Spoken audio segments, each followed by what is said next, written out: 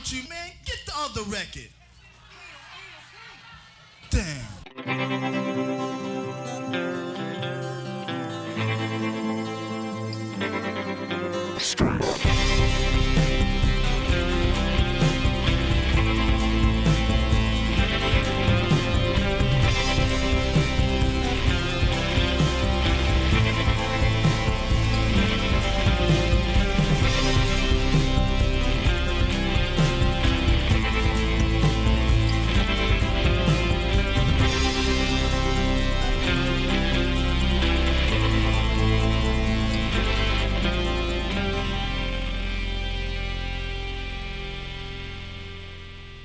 What are we? Why, we're the Disenfranchised Podcast, that podcast all about those franchises of one, those films that fancy themselves full-fledged franchises before falling flat on their face after the first film, except for when they're not, because sometimes, in the immortal words of Sam Elliott, sometimes there's a man.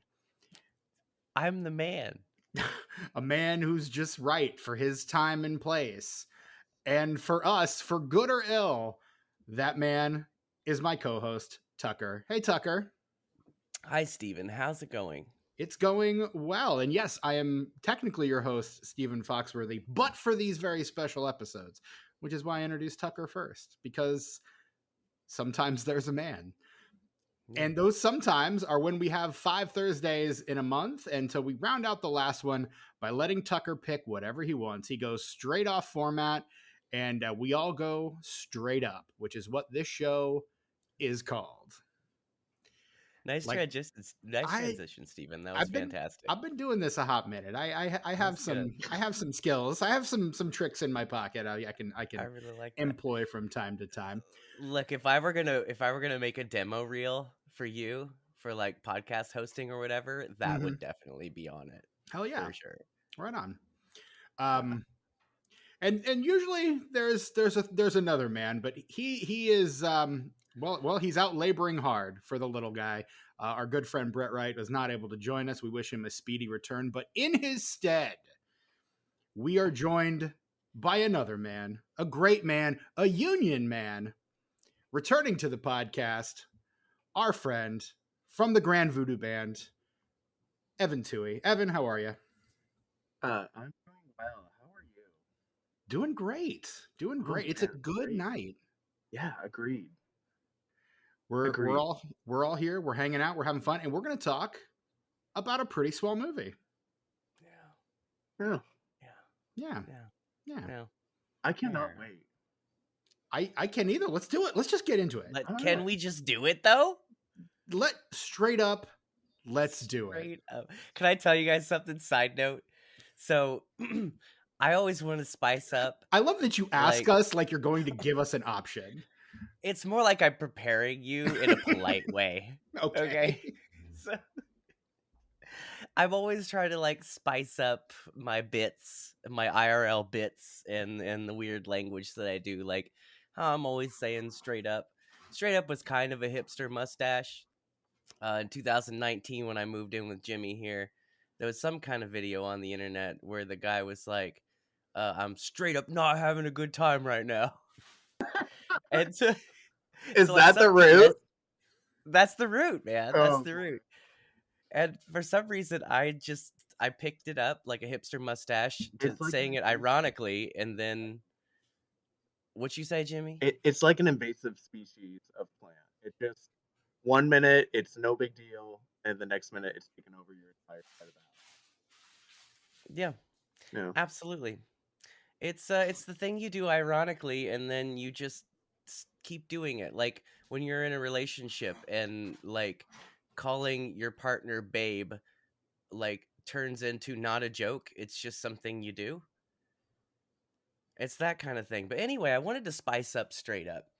So I was thinking of ways to do it, and I had kind of a bold idea. This is high concept like language shit. I'm very And afraid. So I thought, instead of saying straight up, I would try to make this work. And what I would do instead of saying straight up would be to whistle the main riff from Straight Up by Paul Abdul. Yeah, and you know what? I've been practicing it for a few days, Yeah. and honestly, you guys, How's it going? works. You just have to, adjust the rhythm of your cadence a bit before it happens. Slide it in there as quickly and as clearly as possible, and move on like it never happened. Yeah, That's impressive. That's ambitious. it is. Like I said, high concept. It's kind of a big thing. Definitely. Big leaps here. It's like Definitely. performance art. Yeah. Absolutely. Yeah. So, Tucker, what the hell are we talking about this week? We're talking about 1978's F.I.S.T. That's F.I.S.T. Like Interstate Trucker Union guys. Federation is of what Interstate that acronym Truckers. is. Yeah. Yes, from 1978, F.I.S.T., directed by Norman Jewison, written by Joe Esterhaus and Sylvester Stallone, and starring Sylvester Stallone, Rod Steiger, Peter Boyle, Melinda Okay. Dillon, Anthony Kiedis. Yeah. He's in one scene. He gets He's up in from one- the dinner table. He sure does. That's it. Brian Dennehy. Look, I gotta go poop. Okay, bye. Geez, was it Richard Hurd is in there? Yes. Tony motherfucking Lobianco, David Huffman, Kevin Conway. What a cast, gentlemen! Dare I say it? What a picture!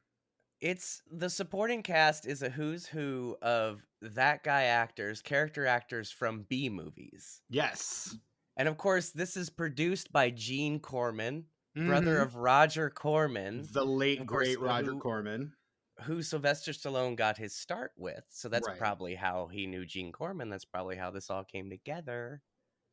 And Gene Corman is actually the writer of my favorite movie that has been done on an episode of Mystery Science Theater 3000, and that is Night of the Blood Beast.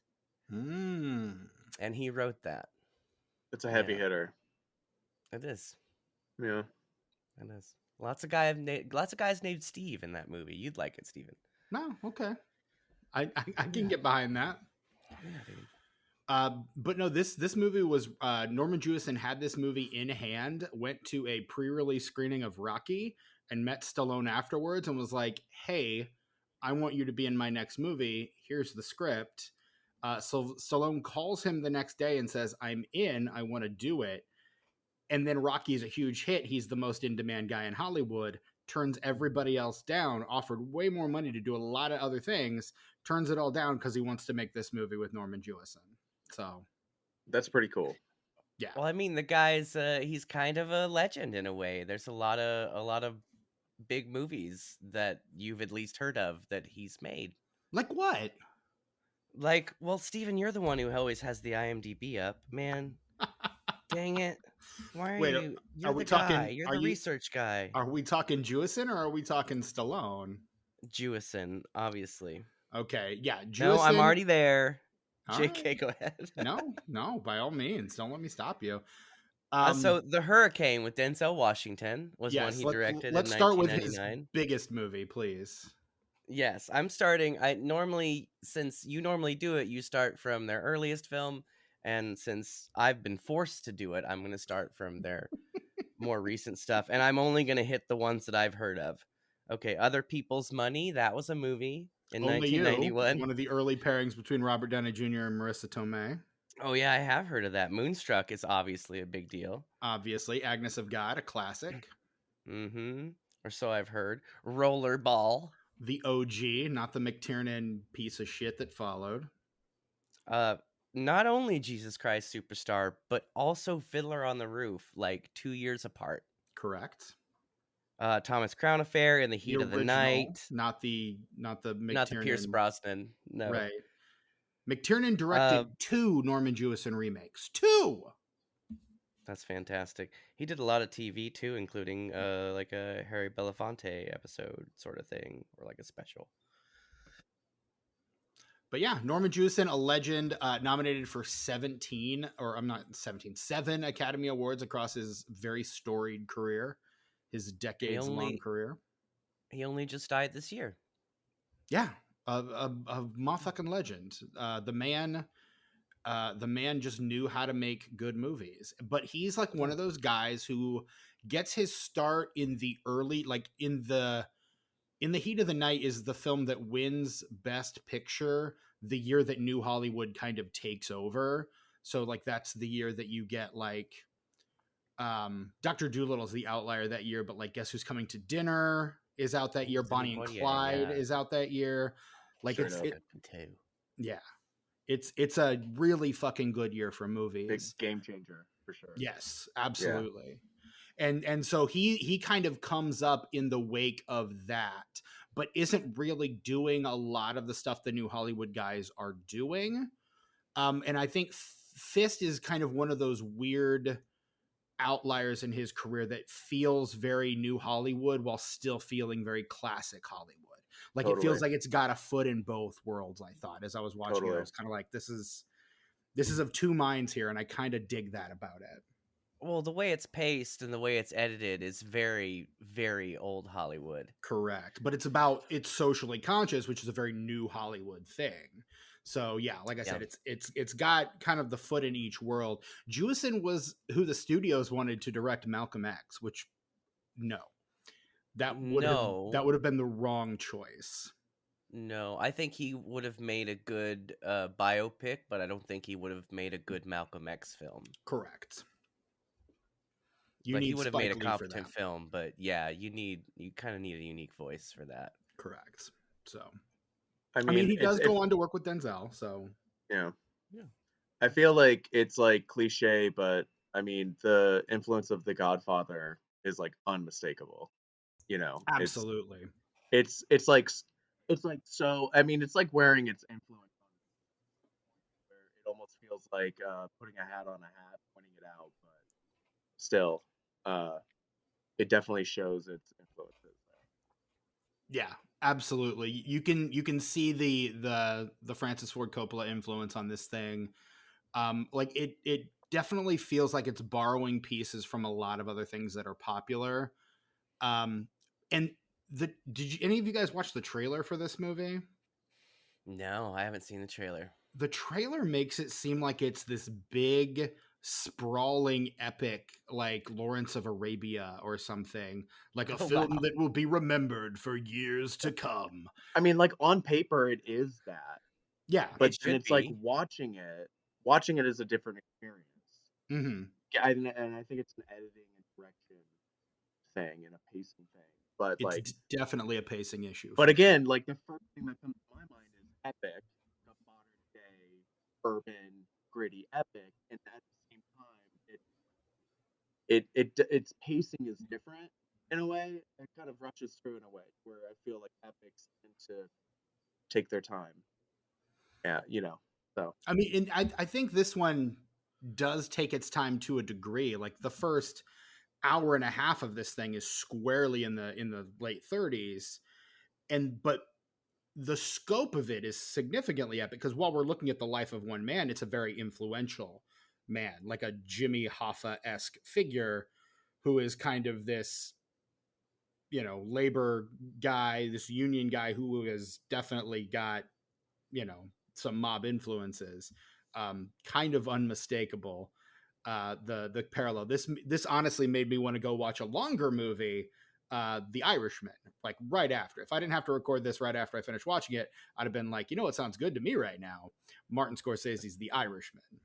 I feel like that would be an insane double feature. You've Jimmy seen saw that. I'm sorry? Have either of you seen it? The Irishman? Yeah. I have not. Yeah, Still have not. I loved it. It's my favorite movie of 2019. Yeah, it was fun. Yeah. Actually, I watched that when I was living with that came out in 2020, I believe. So, yeah. And he made fun of me for it. Well, I did not. What are you talking about? I would never. No, dude. Oh, yeah, dude. I would never do that. You would absolutely do that. That's not something I would ever do. Yeah, you would. You would totally do that. No, So Tucker, why Fist? I have to ask. This is straight up is your thing where you're curating movies for your friends that you're pretty sure we've never seen before. What is it that made you bring Fist to the table? because this movie, I think, deserves to be seen, despite its faults, of which it has Mm. faults. Mm-hmm. I think that it is a solid representation of the era in filmmaking. I think it's a solid biopic, even though Without it's not actually being a biopic, yeah. without technically being based on anyone in real life. Technically, Straight up, technically. Straight up, yeah, I think allegedly. allegedly, This is as much a biopic as Citizen Kane. yeah. I was Like, actually going to make that comparison. It's that kind of movie where it's a fictional character, but you go basically you start at the point in their life that put them on the path to their death. mm-hmm. And then you go to their death, and then the movie's over. And Mm-hmm. like everybody learned something, and we all became friends, and there's a big message. The real union was the friends we made along the way. Yeah. Yeah. No, for real. There's just a lot of like as a whole, this film, I don't think it's great, but there's a lot of parts that are fantastic. Just top tier filmmaking moments. So many scenes. They don't always fit together well in the way you think they should. And sometimes, maybe the characters don't get as developed as you'd like them to. But when it counts, this movie like grabs you by the nuts and yanks. And it's fantastic. Well, that's a pleasant image right there. And I don't know that this shouldn't be like a huge thing that everybody's buying on 4K, but damn it, nobody's seen this movie. Well, it's Nobody. damn near impossible to see. Like most of the movies you select for this segment, it's damn near impossible to watch anywhere. That's kind of my thing. I don't know what to tell you. It really, I mean, like, because it was that Captain Invincible, The Return of Captain Invincible, That was on Tubi. that was on Tubi. I think that's been the most watchable one so far. Because Parents was on my Voodoo. well, yeah, but your Voodoo only like 20 people have access to tops. That's true. So in this one, like I tried to even find it on like YouTube because a lot of times you can find stuff on YouTube. No, it's not even there. Like there is a Blu-ray release. It did get a Blu-ray release, which is purchasable on Amazon right now for less than $15. It's like Region 2 though. There's some region one. There's several There's a different Canadian ones. There's a few different. We can watch Canadian ones in here. There's a Spain. There's a Spain import. Can't watch that one. No, but I think there is a region one. No, dude. No, You gotta get that DVD, man. You still have that. I gave you the DVD. That's how I watched this. Yeah. There's Are there no other special way for features me on to it? No. watch it. I don't think There's so. no special features on There's there. not even. Maybe There's not even an interactive menu. On that Oh, DVD. it just starts. It just starts. It's like United Artists, and you're like, wait, I'm not ready. In the early days of DVD, you got kind of a shit DVD when you bought it, and like the first of the special features that they list is interactive menus, and you're like, damn it, all of them have that. Like that's not a feature. And then another one might be like photo gallery, and you're just like, great, you're just gonna take screenshots of the movie and then put them in a folder on the DVD. Great, Fantastic. Yeah, that's great. at least I bought it out of the $5 bin at Walmart. Right. If you gotta have it, you gotta have it. But special features are always welcome. The photo gallery is really Always. what I come for. Really? Yeah. No. Yeah. The movie's dude. fine, but I like to weave the story together and give the photo gallery and see if it Yeah, you're forced to use your imagination then. Yeah. Like a book. I'm crazy like that. You can write your own dialogue. You can make them say whatever you want. You could turn Fist into a love story between Sylvester Stallone and David Huffman, who plays The Abe Bilkin. setting is so, or at least could be. Allegedly. Allegedly. Yeah. Yeah. Yeah.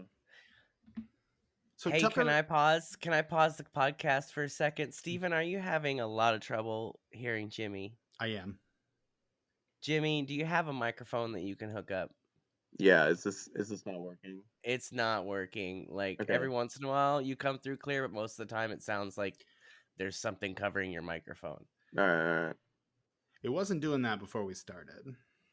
No, I mean a little bit, but not now. It's just like it sounds like he's in a tunnel, Yeah. really far away, with Yeah. a sock over his head. Or at least over his mouth. Yeah. Yeah, Oh, that was Frank McRae. yeah, the guy. Yeah, at the mustache? beginning. I'm Yeah. Polish. Oh. Yeah. Oh, that guy. Yeah. Yeah, the guy who gets angry in like who plays like the angry captain in like a bunch of like 90s action movies. He does it in Loaded Weapon 1. He does it in Last Action Hero. And I'm pretty sure he plays that role straight at one point. 48 Hours. I like 48 Hours and the sequel. Another 48 Hours. Another 48 hours. I did not realize it's a fucking racist as shit movie. Yeah. Yeah, it really is. I It watched that really, one really during is. pandemic and I was like, oh, this is deeply uncomfortable. No, it's kind of it's the whole movie is an argument, but Eddie Murphy is always the smartest. He's always correct, and he always gets screwed over. And that's kind of I don't know, I think it's the way it does that is I don't know, it's pretty fantastic.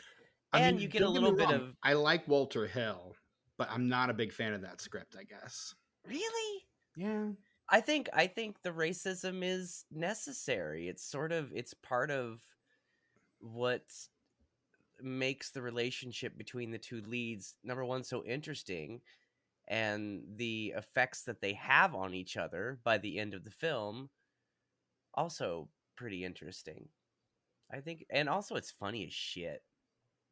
Eddie It's Murphy so is funny. fun. Like He's he makes fantastic. himself. He's That is his peak star-making Eddie Murphy. vehicle. Like that's his Yeah. first movie. That's his first fucking movie. Oh man, no one is as charming as Eddie Murphy in that movie. When he turns it on, he is on.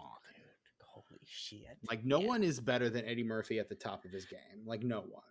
Yo, Axel F comes out in a couple weeks. I can't wait to watch it. I'm kind of not excited for it. Not gonna lie. Hey man, Jogo signed on for it, so.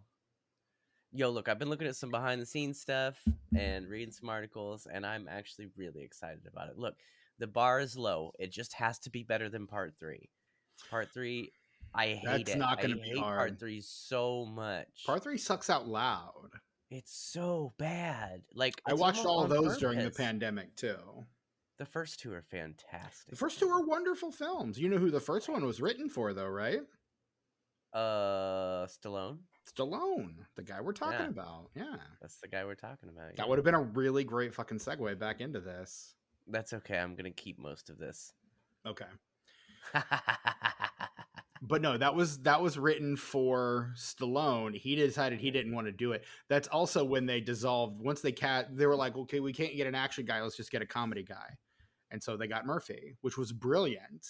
And that became like his earliest franchise. Like he didn't have another franchise, I think, until Nutty Professor. And 48 Hours wasn't even like there was a long time between those movies. It wasn't like that was a big in-demand franchise. The first one did really well. The first And one then, came out like- in 82. The second one came out in 90. So, like- and I think it was Yeah, because so Walter 10 Hill was kind of like behind it. Why? Like behind the 8 Yeah. ball. Like I'm looking at Walter Hill now. And yeah, because Walter Hill had a bad 90s. Streets of Fire kind of wrecked him, which is his immediate follow-up to 48 Hours. That's his big blank check cash, and it doesn't go well. So then you've got Brewster's Millions, Crossroads, not the Britney Spears one, the one with Ralph Macchio, Blue Oh, I City. love that movie.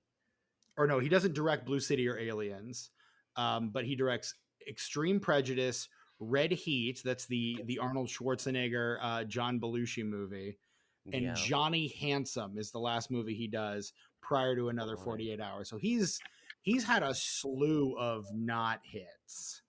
So he kind of needs to go back to the well for that one. To its credit, though, Another 48 Hours does a really good job of it. It does a Back to the Future 2 and 3, or even the concept for the show Hey Vern, It's Ernest. Like, it's the same joke every time, you just wrap it differently. And that's how, like, Back to the Future, you've got all the same beats happen, like the chase around the town square, and there's always the thing with the stuff. And oh, right, the Another thing 48 with the stuff. Yeah, you know what I mean. I don't. When the guy does the thing and he says, and yeah, it's crazy. It's far out. But Another 48 Hours is a really good example of that, to where they do reuse some setups, but they don't just like count on the recognizability of it to sell it. Like, they're creative. Yeah. That's good. I hope. Yeah, I hope some of that made sense. I didn't get that far in my Walter Hill watch through. I only made it as far as 48 Hours. That was the last one I watched, and then I kind of tapped out on Walter Hill. You didn't watch that? You should watch the second one, I think. Well, it's slightly less racist. I really want to watch Streets of Fire. Future episode of this podcast, Streets of Fire. I can't wait till we watch it, honestly. I can't either. I need to buy that Shout Factory Steelbook, though. You probably should. I endorse should. this. I had a feeling you might. All right, talk to me. Hey, Jimmy, are you here yet? Oh. No. Oh. Now I can't hear you at all. Oh, now I can, yeah. Kind of. What's up? Is there a buzz, though? I don't hear a buzz. No, I don't hear a buzz. Okay. Is that a condenser mic, dude? Dude, that's what I got. Yeah, dude. Is that from That those works. drum Sound like mics? shit? Or does that work? We can hear you. We can Yeah. hear you. That's what matters, honestly. Right. And we can understand what you're saying. Oh. I had him, then we lost him. Oh, there he is. All right. Back again. Word. Yes. Okay. Let me know if, is this good enough to go? Like, turn down, That's turn perfect. up? It's fantastic. Sounds great. Okay. I'm so sorry. I had to run downstairs and grab all this shit. So Don't worry. We had a big long discussion about 48 Hours and Eddie Murphy. And Straight Beverly Hills Cop. Right. Straight out. Okay, just to check, there's a buzz on my end through my ears, but that's not coming through for you guys, right? No. Okay. Not at all. That's fine. I can ignore it, but I just wanted to make sure it's not going to be like a audio issue. No. Cool. Nope. Good. And then We're let me solid, just man. check real quick if I'm mute. Okay, and now you hear me. Yep. Cool. All right, Yep. I'm good to go if you guys are. Hell yeah. All right. So Tucker, I got to ask. Sure. Give us the story behind your discovery of F.I.S.T. How did you come across this movie? Well, let me tell you, Steven. What's your entry point for F.I.S.T? Sit back and grab some popcorn. So, my parents were always super into the Rocky movies my entire life. And when I became of age to start becoming a fan of cinema in a serious way, I recognized that not only were these movies that my parents liked, but most of them were fantastic cinema. Which isn't always a thing. That when my parents like a movie, they describe it as a cute show. Having met your parents, that makes a lot of sense. Not exactly cinephiles. Right. They luck into a few real good ones. Like, there's some really good movies that my parents like that I probably wouldn't know about. Like Tootsie. Fuck, that was a staple in my house growing up. Tootsie's a great still movie, one of my though. favorite movies It's of good. all time. Good flick. So when I became of age, to start getting serious about wanting to see serious films outside of the horror genre, um, I found this film on VHS, which is the VHS that I just watched for this podcast, when I was probably 17, and I found it at an old mom and pop video store that was going out of business, and I bought it for Damn you, Blockbuster. $3.50. And I watched it, and I was like, this is different. I hadn't really seen anything like it that sort of that Citizen Kane type of story, like we were talking about before. Mhm. I hadn't seen Citizen Kane yet, but I had never seen anything like that. I had never really gotten into a film that most people would consider maybe kind of boring. And I think that was sort of the birth of my love for boring films. I love a boring movie. Give me a 2.5 hour movie that just drags. Ugh. Please give it to me. I mean, someone did, and it was called Fist. Yes. You just But I don't described know. the movie that we're talking about today. A That 2.5 film hour sort movie of that drags. it sort of started that appreciation for me, because I Okay. could see that there was a lot of really good things going on in this film, and I think it taught me that some films have to make a decision. Like, is the story going to make sense, or are people going to get bored? Or You both. have to, yeah, well, you know what I mean. Like, is the story going to make sense and people are going to get bored, or are people going to be entertained, but it doesn't send the message that you want it to? I think sometimes you have to make sacrifices to make the kind of movie that works the way that you need for it to. Does that make sense? I was going to ask you for instance. I was going to ask you for an example. Well, like this film, for instance, if the pacing were better, I don't think that it would be saying the same thing in the same way. I think it needs some of the scenes that obviously should have been cut for pacing. It needs those to build the world, because there's so much jumping around and there's so little time to build the world because things are moving so fast, that you kind of have to put some shit in there that helps flesh it out at the expense of a little pacing. That's what I'm saying. Okay. And Yeah, I don't expect everyone to agree with that assessment, or even agree that that's a good thing, but I can appreciate that. there's something really blank checky about this movie Mm-hmm. because I was thinking that too. because this is a movie directed by someone who doesn't have people telling him, I don't know if that's a good idea. Not because it's particularly challenging, but just because it feels like there's a lot of flotsam still kind of hanging off of it. And I'll It be the feels a little first to say, bloated. oh, go ahead.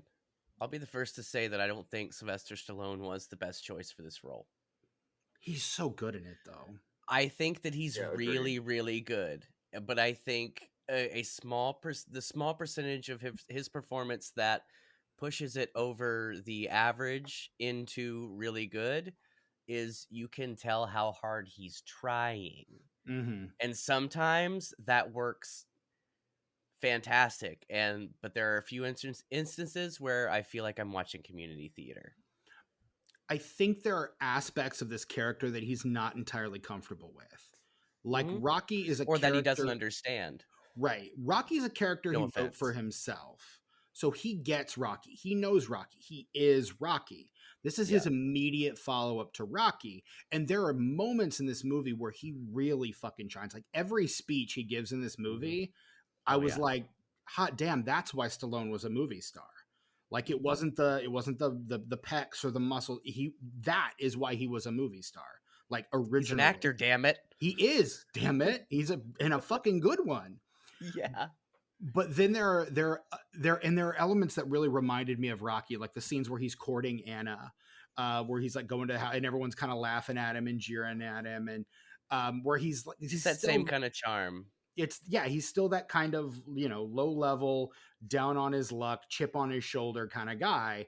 Rough around the edges. But the further it goes, and particularly as we get into toward the end of the movie where he has to play older, I feel like there's a lot more effort on his part, and there's a lot more to that character that he doesn't really have a firm grasp of as a performer.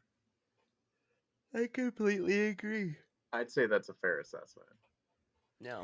Which is, again, I think he is phenomenal in this. I really do think he's great. But here's my question to you, Tucker. Who do you cast instead of Stallone here? Like 78, what Hollywood leading man are you putting here? Because I can't think of too many others that would be able to do what he's doing in this movie as well as he's doing it. I mean, I hate to be a basic bitch, but you could have thrown De Niro in there. I think that would have been a little on the nose. And I'm kind of curious as to where De Niro's at this point. 78? Yeah. Shit. Because he hasn't come out. I was gonna say he's probably like right around Means, because Raging Bull is 1980, I think, right? Yeah. That's his big. So that's still a couple years off. Like that's his big leading man. He's 2 years out. He's 2 years off of Taxi Driver, and he's doing The Deer Hunter this year. So Robert De Niro's. Oh, nice. De Niro's okay. Let's not worry about De Niro. De Niro's doing great. I mean, there's your obvious guys, your Nicholsons, your Pacinos, your De Niros, and even maybe your less conventional choices. He's a little too old for it, but like a Steve McQueen, or even he's fundamentally wrong because he's too much of a pretty boy. But Warren Beatty is probably another guy who would probably enter into some of these conversations as well in 78. Yeah. Or even maybe Robert Redford. Again, I think he's still a little pretty, but yeah, he probably would be in some of those conversations. Yeah. Even Paul Newman. I was about to say Paul Newman too, but like I didn't want to bring up Paul Newman because I don't want to have to talk about him for an hour and a half because I love Paul Newman. So let's talk about something else, or else you won't get me to shut up. But here's the thing: I love all of those actors, but I don't know that any of them are giving what Stallone gives in this movie. They're doing something, and they're probably doing it great, but they're not doing it as well as what Stallone is doing here. I think this feels like he's trying to prove something. Mm-hmm. Like like that's what I said. Like even in the moments where it doesn't work, like he's really fucking giving it all he's got. Like Nicolas Cage style, he's just fucking going for it every scene in this movie, whether it works or not. So whether it works or not, I think it's a fantastic performance. Yeah, but I would also say from a different perspective that I don't think that he would have been my first choice. I don't know who else I would have chosen. I'm just saying, like, he did great, but I don't know. It just seems like a strange role for him. I don't know. Evan, you got some thoughts on that? I think it's kind of a hard role to fill anyway.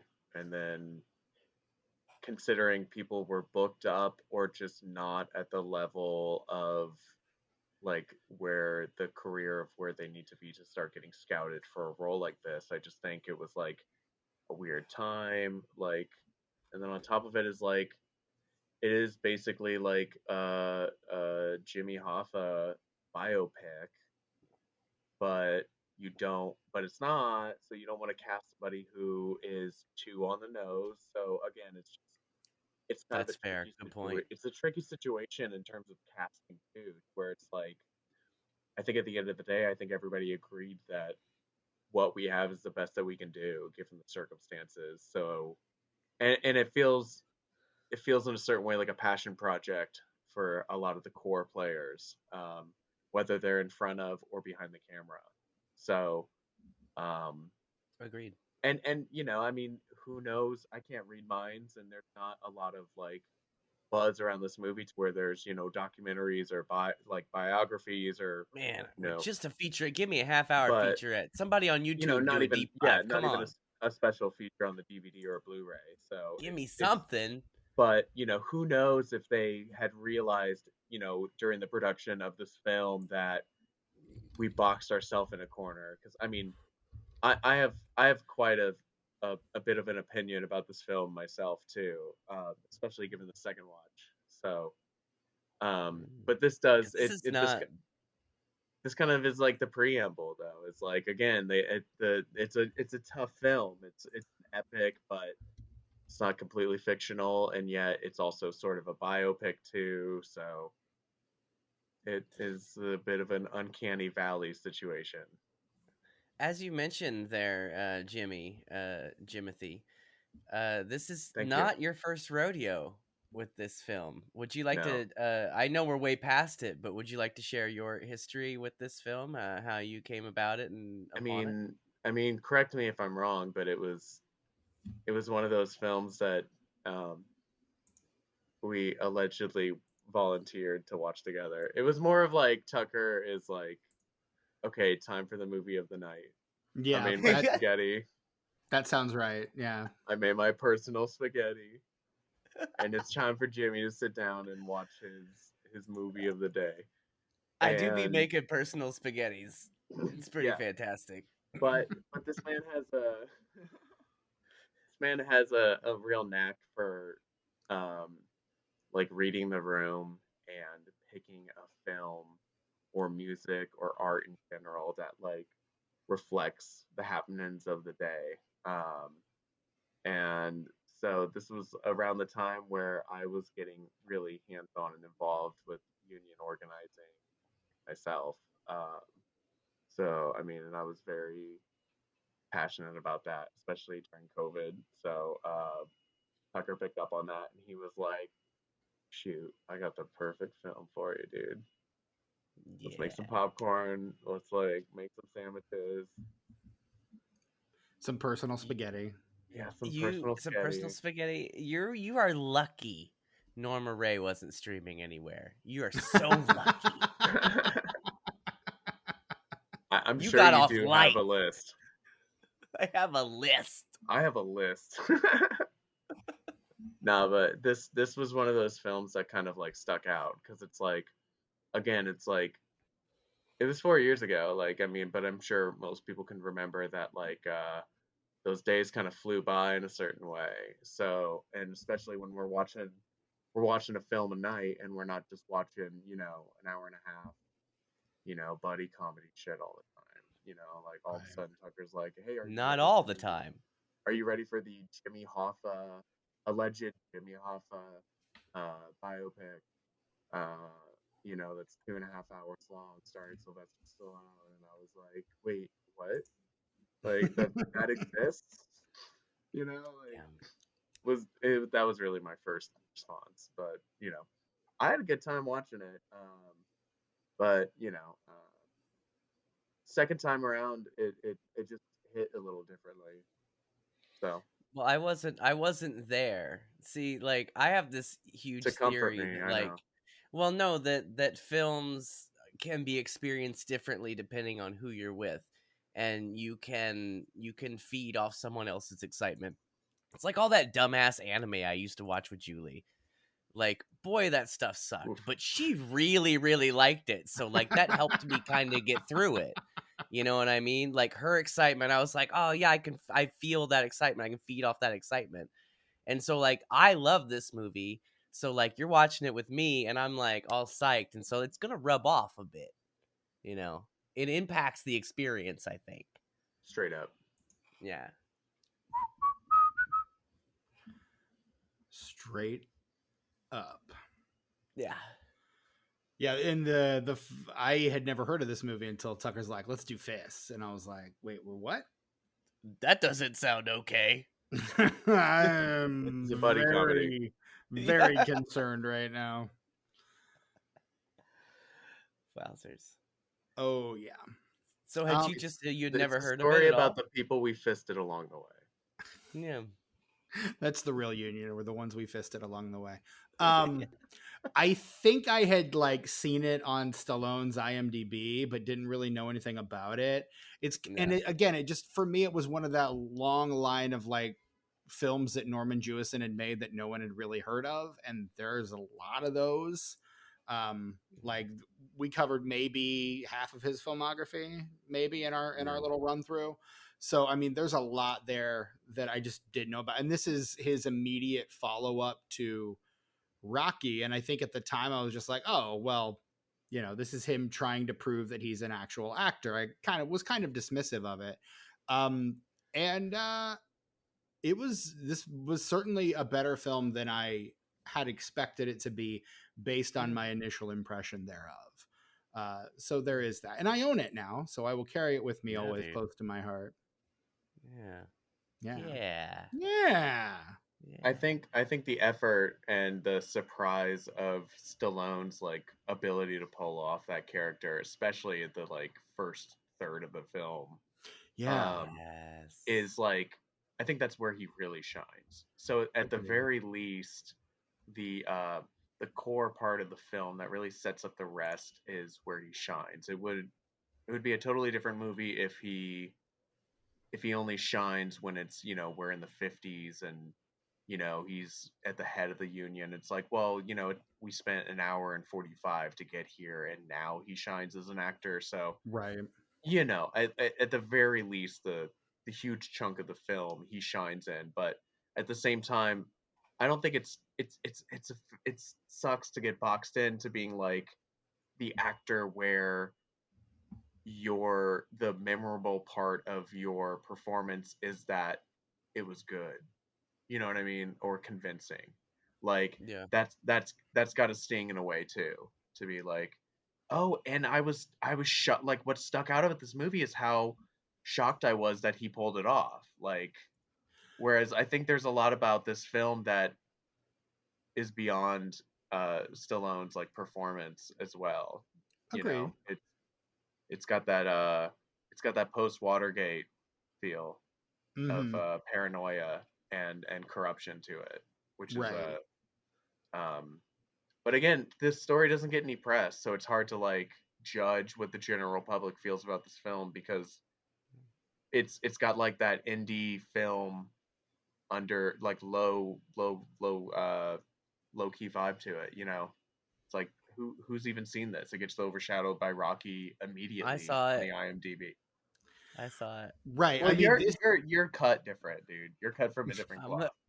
I'm a little no, different. but I totally get what you're saying, Evan, because this is it feels like a way station on his way from Rocky to Rocky 2. Like in between this, he stars in Fist, and then he stars in and directs Paradise Alley, and then he's on to Rocky 2, and then it's Nighthawks, it's Victory, it's Rocky 3, and then right after that it's First Blood. He does Rocky 3 and First Blood in the same year. And after that, he's practically the biggest star there is. Which is Right, insane to me because Rocky 3, the Rocky films it's not just a story about a fictional character, but it really does in a lot of ways. Each film reflects what was happening in Sylvester Stallone's life at that time. Oh, he's very And much the author of that Yeah. franchise. No And that- question about that.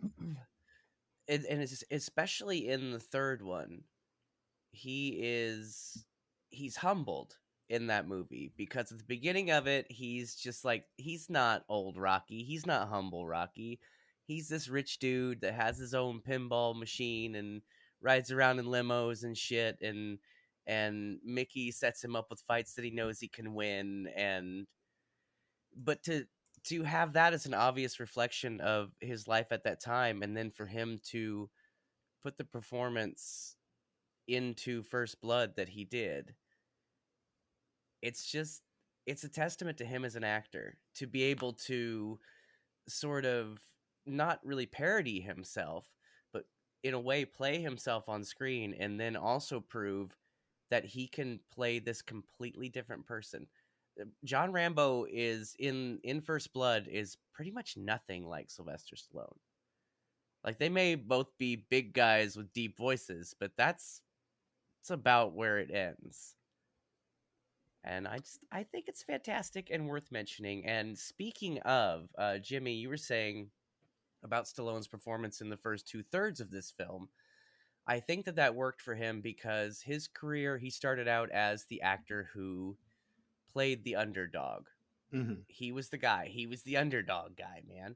And He's in the Rocky. first Rocky is third, the underdog story. he is the underdog, yes. And so you get into Fist in those first 2/3. This guy is like the Johnny Cash of the Union, man. He's as blue collar as you can get.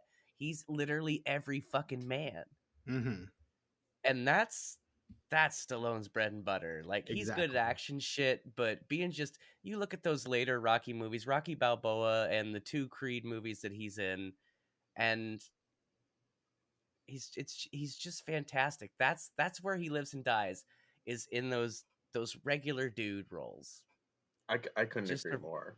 a regular fella. And And he that's why I really liked. starts. Sorry, go ahead. No, I was just gonna say he starts getting away from those in the. I think that's why you didn't like Cobra, Tucker, when we watched Cobra for this podcast. See our episode on Cobra. Like, you were really down on that, but given like you're feeling kind of here, it's starting to crystallize and make sense. Like, that's not him playing an everyman. That's like a John Matrix in Commando kind of role that he's Yeah. embodying instead. And I can enjoy a good cheesy Stallone action performance, but Cobra is just not the one. That's the bridge. Enjoy. The bridge too far for you. It's just too much. I'm like, good I'm for really- him and good for everybody, but no, it's not for me. Yeah. I'm super curious if either of you have seen Tulsa King on Paramount Plus. I have not seen that show. No, what is this? So this is a project that he started doing within the last like 2 years or so, where he's like a mob boss in like New York or New Jersey, and he gets relocated to Tulsa, Oklahoma, and is told to like start the hustle out there and like build a mob presence out there. And That sounds it's funny. amazing. So I mean, again, on paper, it's really good. And again, like watching this film now, knowing and watching interviews of Stallone, he was doing about Tulsa King. He was saying like this is a role he's always wanted to do, which is like, you know, mob boss, like gangland tough guy. He's like, I've never been cast for it, which is again surprising. It is. But he jumped on this role, and so to then watch this film, which I mean, he's mob boss adjacent at this point at a certain point in the film. Yeah. So I mean, he touched upon that sort of role, but to then, you know, have watched the first season of Tulsa King, which it's kind of clunky, I'll just say, and I've heard it's not good. there's Oh, something really? about Paramount Plus and network TV adjacent television that is just sort of clunky, to where they want to balance this line of being edgy, but also they want to be palatable to the majority, and like They want to don't keep wanna the turn network off, audience.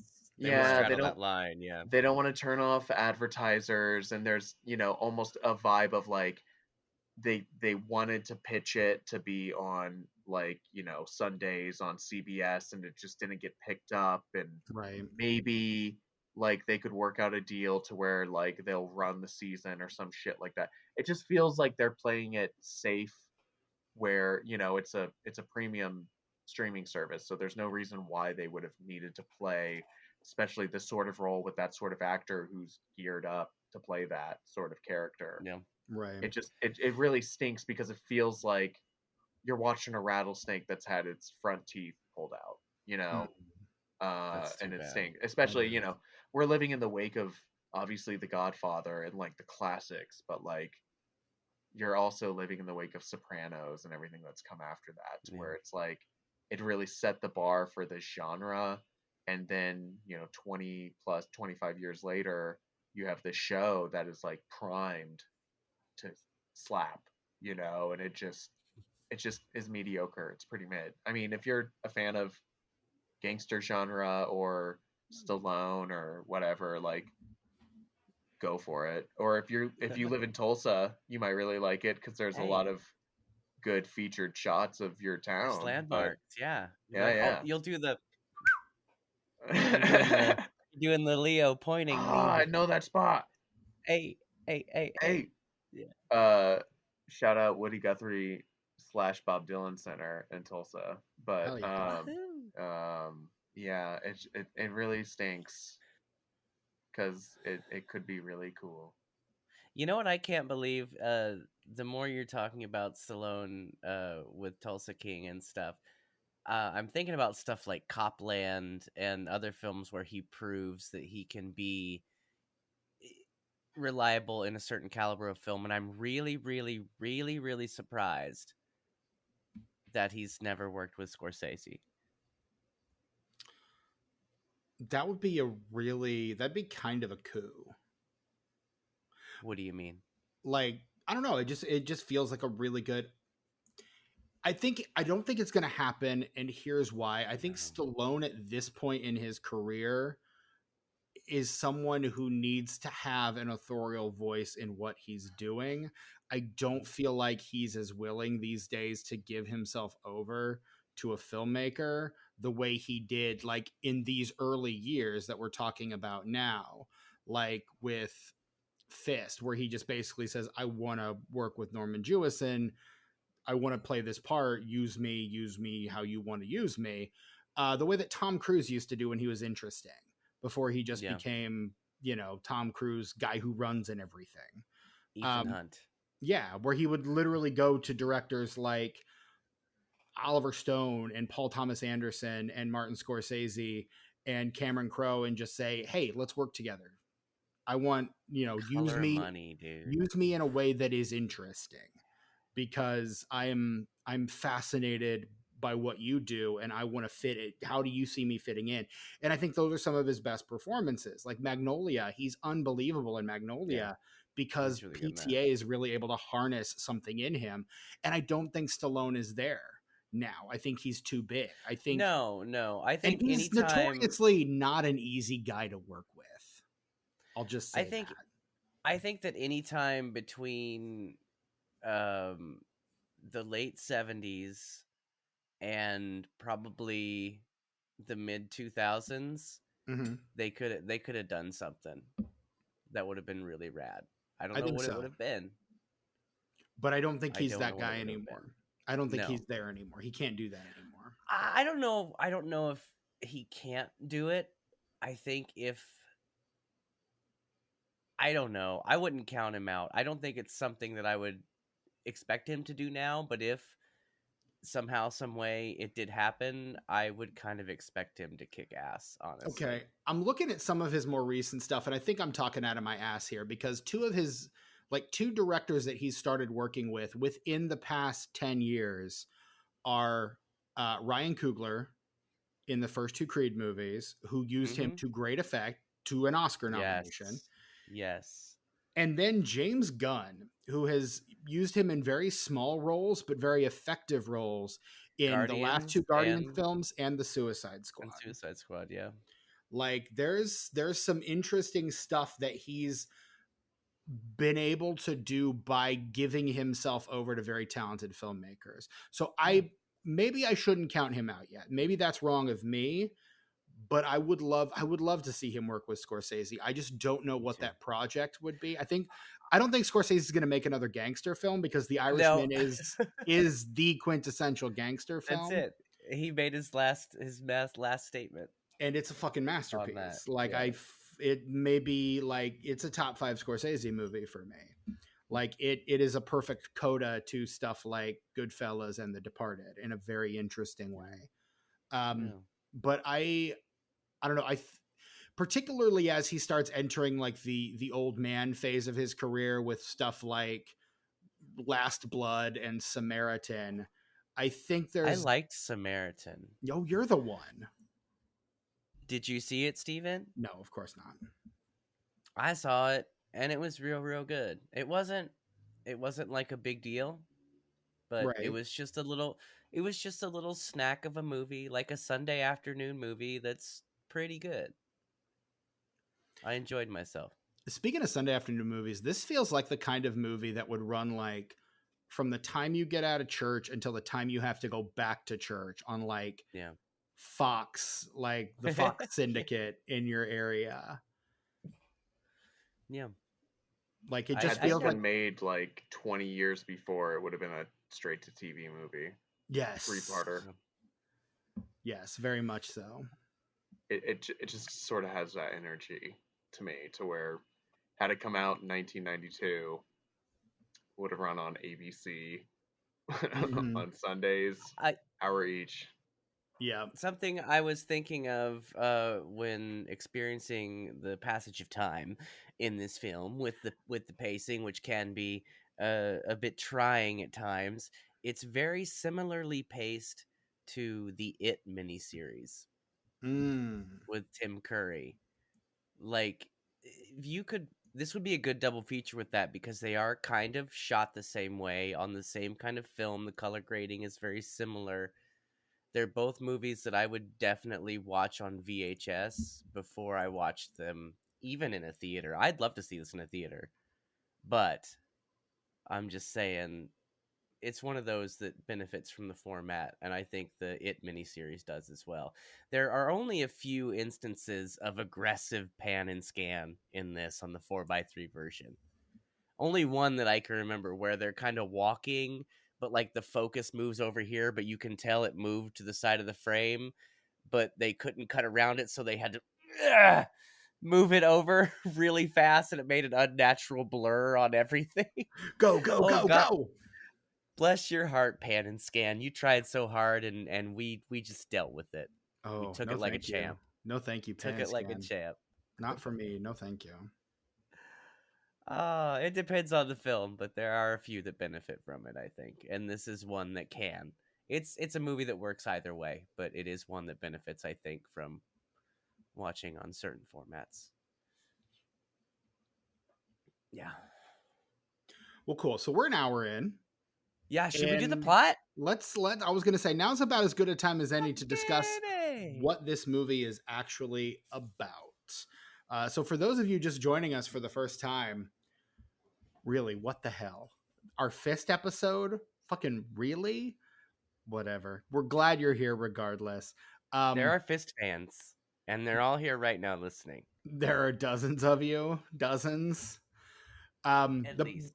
This is the part of the show, the Plot in 60, where one of us, usually at the behest of either the D6 of Destiny, the Coin of Justice, or the Canadian Quarter of Indifference, will recount the plot of the film we're discussing in 60 seconds or less. But because we have a guest who is ready, willing, and able, the hat trick, the trifecta, Evan has volunteered graciously to recount the plot of 1978's Fist in 60 seconds or less. I am going to put 60 seconds on the clock. I will give you the 30 and 10-second warnings, and your time starts, Evan, whenever you do. Okay, give me a second. Yeah, You you're got good. this, Jimmy. I hope You y'all got are this, ready. dude. Oh, You got born this, that man. way. I hope y'all are ready. I totally Because there's believe a in you. semicolon coming. All right, yeah. All right. In 3, 2, 1. This is a biography of Jimmy Hoffa. Okay, semicolon. The movie starts off with a young union organizer who is thrown into organizing through the faults of his company, struggling, and begins organizing with a union, which is basically the Teamsters. And what ends up happening is he gets deeper and deeper into the union and power, and they 30 pick up seconds. more aggressive tactics and start fighting with the police and begin to have an alliance with gangsters. And we start to see Sylvester Stallone gain power and get deeper and deeper into corruption. And associates and 10 friends seconds. of his are killed and murdered, and he struggles with being indicted by the federal government. And we end the movie by him getting shot in the tummy. That's time. Nicely done. Can y'all rate me on this retelling? Out of 5, I would give it a 3.5. Yeah, I think that's fair. I think that's fair. Yeah. You did fall victim to one of the classic things that it happens to us a lot of times too, Yeah. where you end up trying to go really deep on like the first 20 minutes, and then the next thing you know, you're like halfway through your 60 seconds and you kind of have to rush through the back of the rest of the movie. That happens to the best of us. So do not let that get you down. But no, that was Passing but grade. here's the thing. You got it all in. Yeah. It's And all there. that's not easy to do, particularly with a movie with this runtime. No. This is like a 145-minute long movie. Like this It's is like a Marvel movie with no action scenes kind of and no is. space pew pews. There's no- plenty of action scenes in this. I don't know what you're talking No about. space And pew they're pews, filmed Jimmy. fantastically. Yeah, no, I think he Practical means effects, yeah. pre-vised action scenes, or Yeah. sky beams. No sky beams in this movie. No space pew pews. You know what this movie could have used? A big old fucking sky beam in the middle of downtown Cleveland. Mechanical spider. Like a Space Jam crossover. Yeah. Right. Get Danny DeVito on board. You know what the problem with this movie is? Not enough IP. No. Danny DeVito, who would go on to direct the official Hoffa biopic, Hoffa, starring Jack Nicholson. Yeah. Yeah. Meow. Yeah, yeah. Speaking of IP, have you guys heard of, I believe it's called Food Fight? Oh, Jimmy. Obviously not a listener of the podcast. Might be. Jimmy. That like really Obviously. bad animation Food film? Fight is our albatross. We watched that Yeah. early in the podcast. We Wow, did it straight for up. our second ever Thanksgiving episode, and it almost broke Brett and I. Yeah. Meanwhile, Tucker is like, I'd probably do okay with it, and he probably would because he's a maniac. I think I would. Yeah. But yeah, that movie I is eat it is movies the like worst that for movie breakfast. we have ever covered on this podcast. That movie looks and feels like how I felt when my friend made edibles, but instead of using like flour or just THC, she used Reclaim, and that has butane in it. So we were basically like tripping on butane, which On if you lighter. look that Yeah. which is like not cool. Yikes. You So lost that's a few what brain cells that night, Jimmy. that's More than a yeah, few. you think you're stoned for a minute and then things kind of feel and get really weird and you're like, that's not. And then I look up what happens if I eat uh Reclaim edibles, and they're like, it's probably not good. So that's what that movie that's You're the alive. vibe of that movie. So yeah. Wow. Yeah, no, we have heard of Food Fight. It is the bane of our existence. The only movie I can think of that comes remotely close to Food Fight is a movie we watched very recently, earlier this month. In point of fact, a little movie called Marmaduke, Bow wow. starring Pete Davidson and Oscar winner J.K. Simmons. Yeah. And fucking Dave Koechner. yeah, dude, MVP of the movie. And then the fourth lead of the movie is a cameo by Mary Hart from Entertainment Tonight. Yeah. Tuki, I got a question. What's that really bad kid show that BP used to love to watch with like the worst god awful animation? Which one? It wasn't it was like on Amazon. What that the kid used to watch or that I used to watch? That the kid used to watch, but then we'd all have to watch because it's on the TV. Oh, straight up Wish and Poof, dude. Oh boy, yeah. You're talking about Wish and Poof? Yeah. Fucking Yeah, Wish and Poof. like a bad laughing gas experience. It was Yikes. really bad. It's still really bad. It's still on all the time. It remains bad. No. And I still know the theme song, No Big Whoop. If anybody knows that show, they understand how dedicated of a father this man is to put that shit on TV still. Man, fuck that show. It's just Okay. bad. I'm gonna say it right here on the air. Fuck Wish and Poof. Yeah. Motherfuck Wish and Poof. Okay. Yeah, I second that. Fuck Wish and Poof. Damn. Everybody, I really everybody hope around here the- just fucking wishing poof. That's wild. Yeah, I really hope somebody who's making that show is listening to this right now. I Yeah. do too. Like, Yeah. get But a you know better what? job, A check's man. a check. A check's a check. I feel that. That's true, but like, have some integrity. And also, You know? yeah. But also, yeah. So this movie is the first credited film for screenwriter Joe Esterhaus. What else he do? He would become like the king of smut in the 80s and 90s. Really? That's not the answer I expected. Right? Based on this, You subverted my expectations. I'm way into that. His next movie is Flashdance in 83, Oh. immediately followed by Jagged Edge in 85. He makes a few others, and then in 92 he goes on his miracle run. Like in the 90s, he and Shane Black had this like contest to see who could like sell the most expensive scripts. Sure. And so in 92 you get Basic Instinct. Mm-hmm. In 93 you get Nowhere to Run, Sliver in 93 as well, Showgirls in 95, Jade, William Friedkin's Jade, also in 95. Yeah. He gets a credit on Basic Instinct 2, but Jade is kind of like his end. He does one more movie after that called Telling Lies in America in 97, and then he also is a credited writer on an Alan Smithy film, Burn Hollywood Burn. Oh, Burn Hollywood Burn. It's right. It's not. I mean, it's kind of about that though. It's not an actual. I mean, Right. it is. Have you seen it, Steven? No, but I know the premise. You would like it. You're a guy who likes stuff about movies, and it's about movies, and it's really good and pretty funny. But he like goes, I think, back to Europe after that and starts making Hungarian films again because he is a Hungarian writer.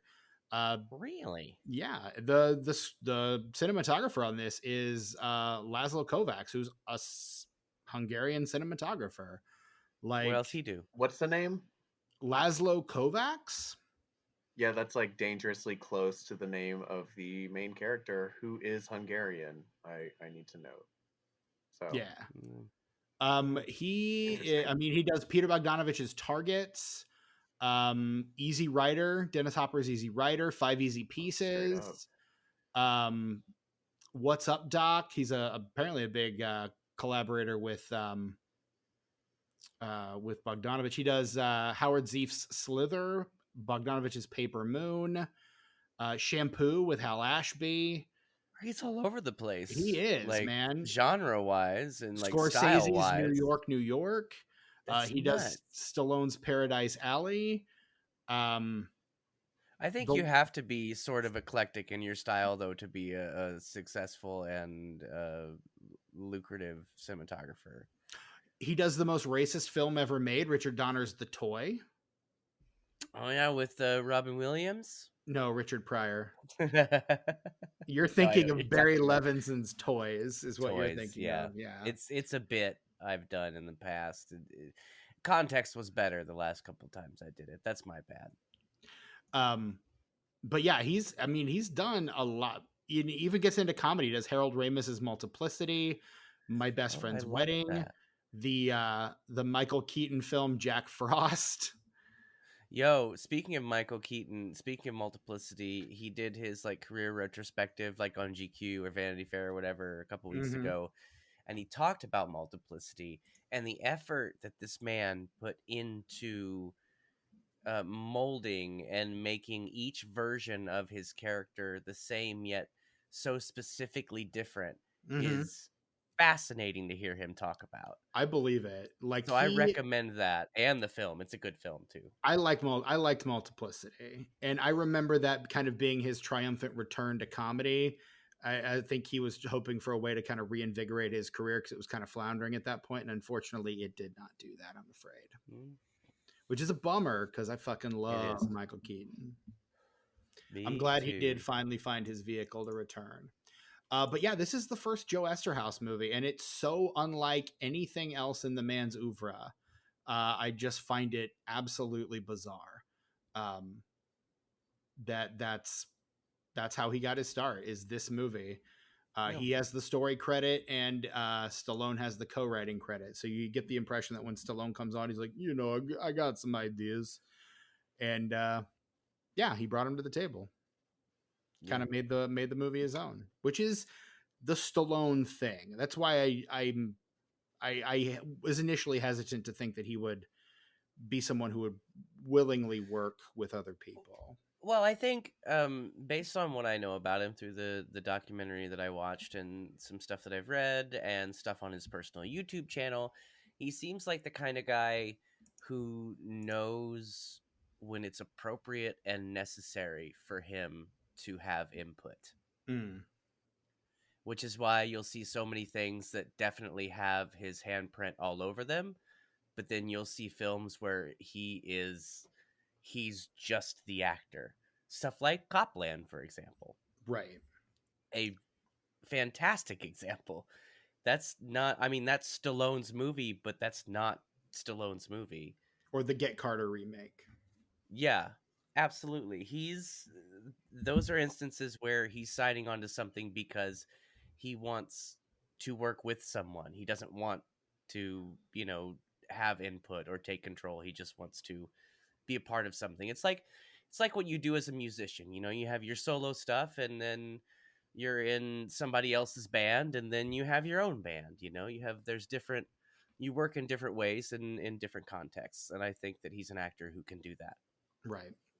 pretty well. He this movie strikes me, especially with his like alleged writing credit, um, is it strikes me as something where, again, that first third or so of the film where he really shines, to me, it might be one of those instances where it really comes down to him riffing off of the script, and that's why he shines, and that's where he earns that credit. And the rest of the film, where I think we can all agree, where his performance gets a little stiff, is possibly that part of the film where he's just sticking to the script more and less of And him riffing.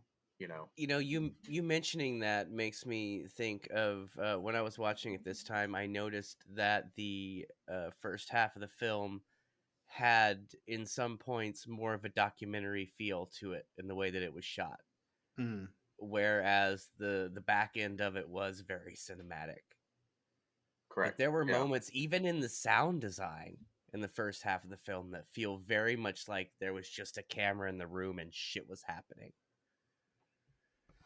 I kind of want to push back on the notion of Stallone kind of contributing to the writing only so far as an actor, because he was one of the third person ever to be nominated for writing and acting in the same year for Yeah. Rocky. Like, Rocky is his script, and that movie is pathos up the butt, man. He's like, that Yeah. movie is just pure pathos.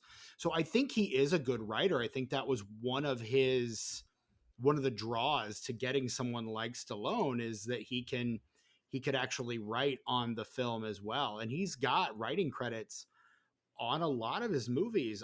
He's got writing credits on all the Rockies, all the Rambos, on Cobra, on Cliffhanger, on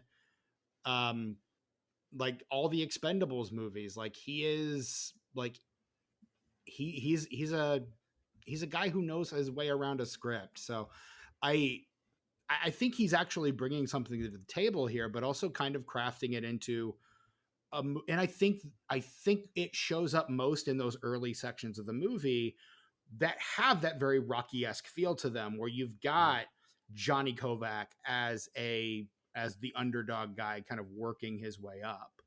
The working class dude. Right. And I think that's where Stallone's efforts are probably most evident. But again, I think toward the end, it kind of gets away from him. And I think that might be where he had less input on the overall script, or maybe less interest in fleshing that out. Exactly. Well, I Yeah, think that I think that like molds both of what you guys are saying is that like in whatever way that first half shines much more, and I think a lot of it comes down to this is my larger point, which is the first half of this film does feel like a documentary in a way to where it's like a period piece to where we're following a guy in a union that is parallel in this specific way. And it Mm-hmm. isn't until about halfway through to where those parallels start taking a more stark turn and we start figuring out that, oh, this isn't a fictional in a way like a separately fictional parallel story. Right. This is a Jimmy Hoffa adjacent story. And so I think that's where things start getting tricky, especially in a writer's room, to where it you're making an original film in a way, and then it blossoms or narrows actually into uh, a more like adjacent biopic, and that starts getting tricky too because then are we playing by the rules? Are we really mirroring this person's real life situation, or are we going to have our own fictional story? How far do the mirrors separate from one another? And it starts getting tricky to where you're writing this line of it's fictional but it's a biopic, but wink wink nod nod, it's this guy.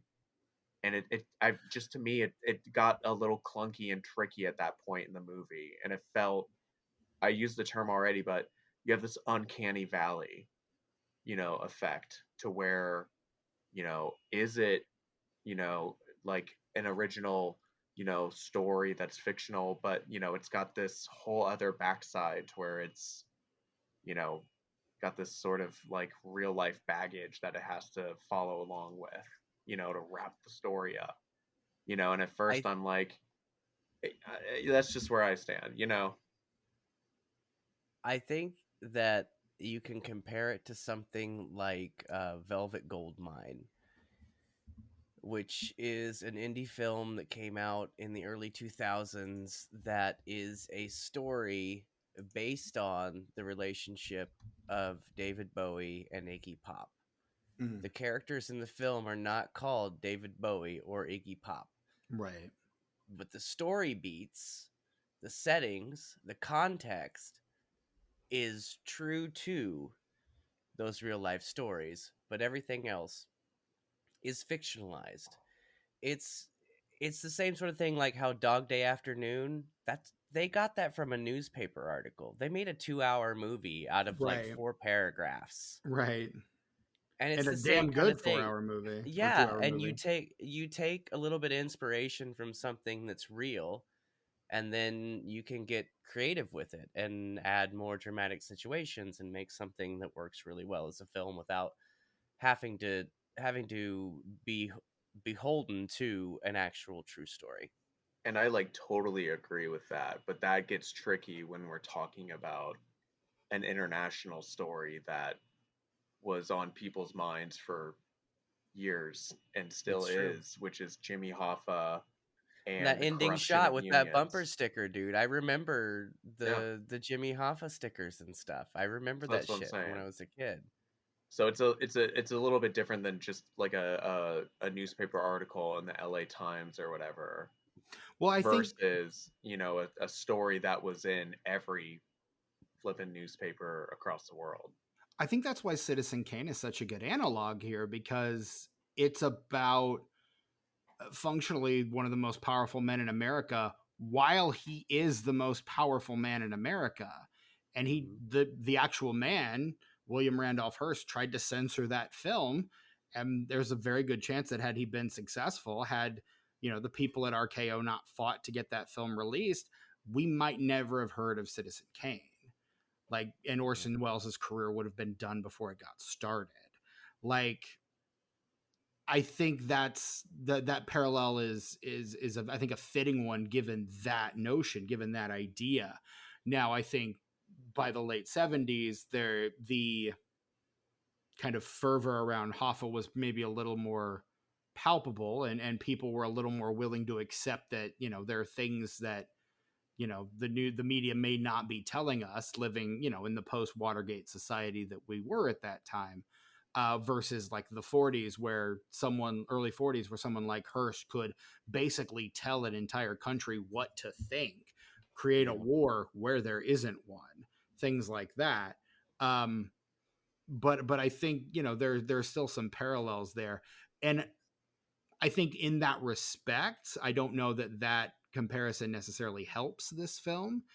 Maybe helps keep it in the obscurity that it languishes in. Yeah. But I don't think it necessarily diminishes the film's impact, at least on the viewer. Yeah. I agree. Peter Boyle, though. Yeah, man. I fucking boy love Peter Boyle. I do. They're like, go ahead. Quietly one of the great character actors of the 1970s. Just Yeah. like quietly doing incredible work in the 70s, like The Yeah. Candidate, Slither, the masterpiece that is The Friends of Eddie Coyle. He's so fucking good he's in The Friends of great Eddie in Coyle. that. Young Frankenstein. I'm not a Mel Mhm. Brooks fan, but Peter Boyle is fantastic in Young Frankenstein. You got he Taxi was Driver. he was the dad in Everybody Loves Raymond, man. He was. Yeah. Not in the 70s though, and then he finishes out the 70s No, with this I'm just trifecta: saying. Fist, The Brinks Job with William Friedkin's The Brinks Job, and Paul Schrader's Hardcore. Yo, when are we watching The Shadow, Steven? Is that on the not Shadow Stevens, but when are we watching The Shadow, comma Steven question mark? It's on the list. I don't have it on the It's schedule. not on the calendar. Fuck. No. Okay. But we 'Cause do have a guest man, already lined up for that episode. Well, get a hold of them because I've been wanting to see that movie since it came out, but it always just gets knocked down one on my priority list just enough to where I never see it for 30 fucking years. I've been wanting to see this movie and I just haven't done it. I need that extra push to actually make it happen. Well, let me get a hold of our guest and see when she wants to come on. Yes. The Shadow with Alec Baldwin. Should we And like Ian time it in McKellen and coordinate it with the court case or whatever? Should we do that, you think? That's probably bad taste. what court case? The gun, like the Brandon Lee thing happened. Oh, yeah, that is. That's bad why taste. I said it's probably bad taste. No, Yeah, that's definitely sometimes bad I taste. say things and like it's funny until I think about it, and I'm like, oh, that's bad taste. Oh shit. Oh shit. But yeah, no, this movie No is regrets. just a smorgasbord of 70s character actors. Another absolutely phenomenal performance. Richard Hurd. I love Richard Hurd. One of my favorite that guy actors. Legitimately thought he was Carl Malden for like the first 3 minutes of screen time he had. Yeah. He's not. But like he's in Get Out, All the President's Men. He's in that Clint Eastwood movie where he has 2 threesomes, The Mule. Oh yeah, my parents love that movie. Of course, yeah, a cute show. It's Mule. a cute show. They think it's a cute show. Yeah. But no, like I love Richard Hurd. You also have like an early Brian Dennehy performance in here, just like a sneaky Brian Dennehy showing up for one scene, and then of course the immortal Rod Steiger, like almost unrecognizable for me in this movie. Rod Steiger. I didn't recognize him when I first saw him, and he gets second billing and he only has to show up for like 20 minutes of screen time. That's star power. Yeah. He really made it work though. Oh my word, he killed it. He still feels like a huge presence in the film. He is. He absolutely is. Like, and I love On the Waterfront is one of my top 10 favorite movies of all time. He is fucking unbelievable in that movie. Like him and Brando in the backseat of that car is the purest expression of cinema that I know, and one of my favorite just dialogue scenes in film. I love it. There's so a much. reason that everybody knows that scene, whether they've seen that film or not. Correct. You may not even know it's from that film, but if someone says they could have been a contender, that's what they're referencing. And it's another one about, just working men, and how difficult it is to work. But he's that. One of his last roles is Tim Burton's Mars Attacks, where he plays the general, like the Patton figure. Yeah, I Uh, remember that actually. Dr. Zhivago in The Heat of the Night. Duck You Sucker. Like just Are we still talking about Brian Dennehy? No, we're on to Damn. Rod Steiger now. Oh yeah. I'm sorry, I was stuck in Dennehy land, man. No, I just no, love no, that no. man so much. I mean, Dennehy's the best. We do stand a legend in Brian Dennehy. He was I mean, speaking of Stallone, he was the cop in First Blood. Mm-hmm. And he was a real bastard in that movie.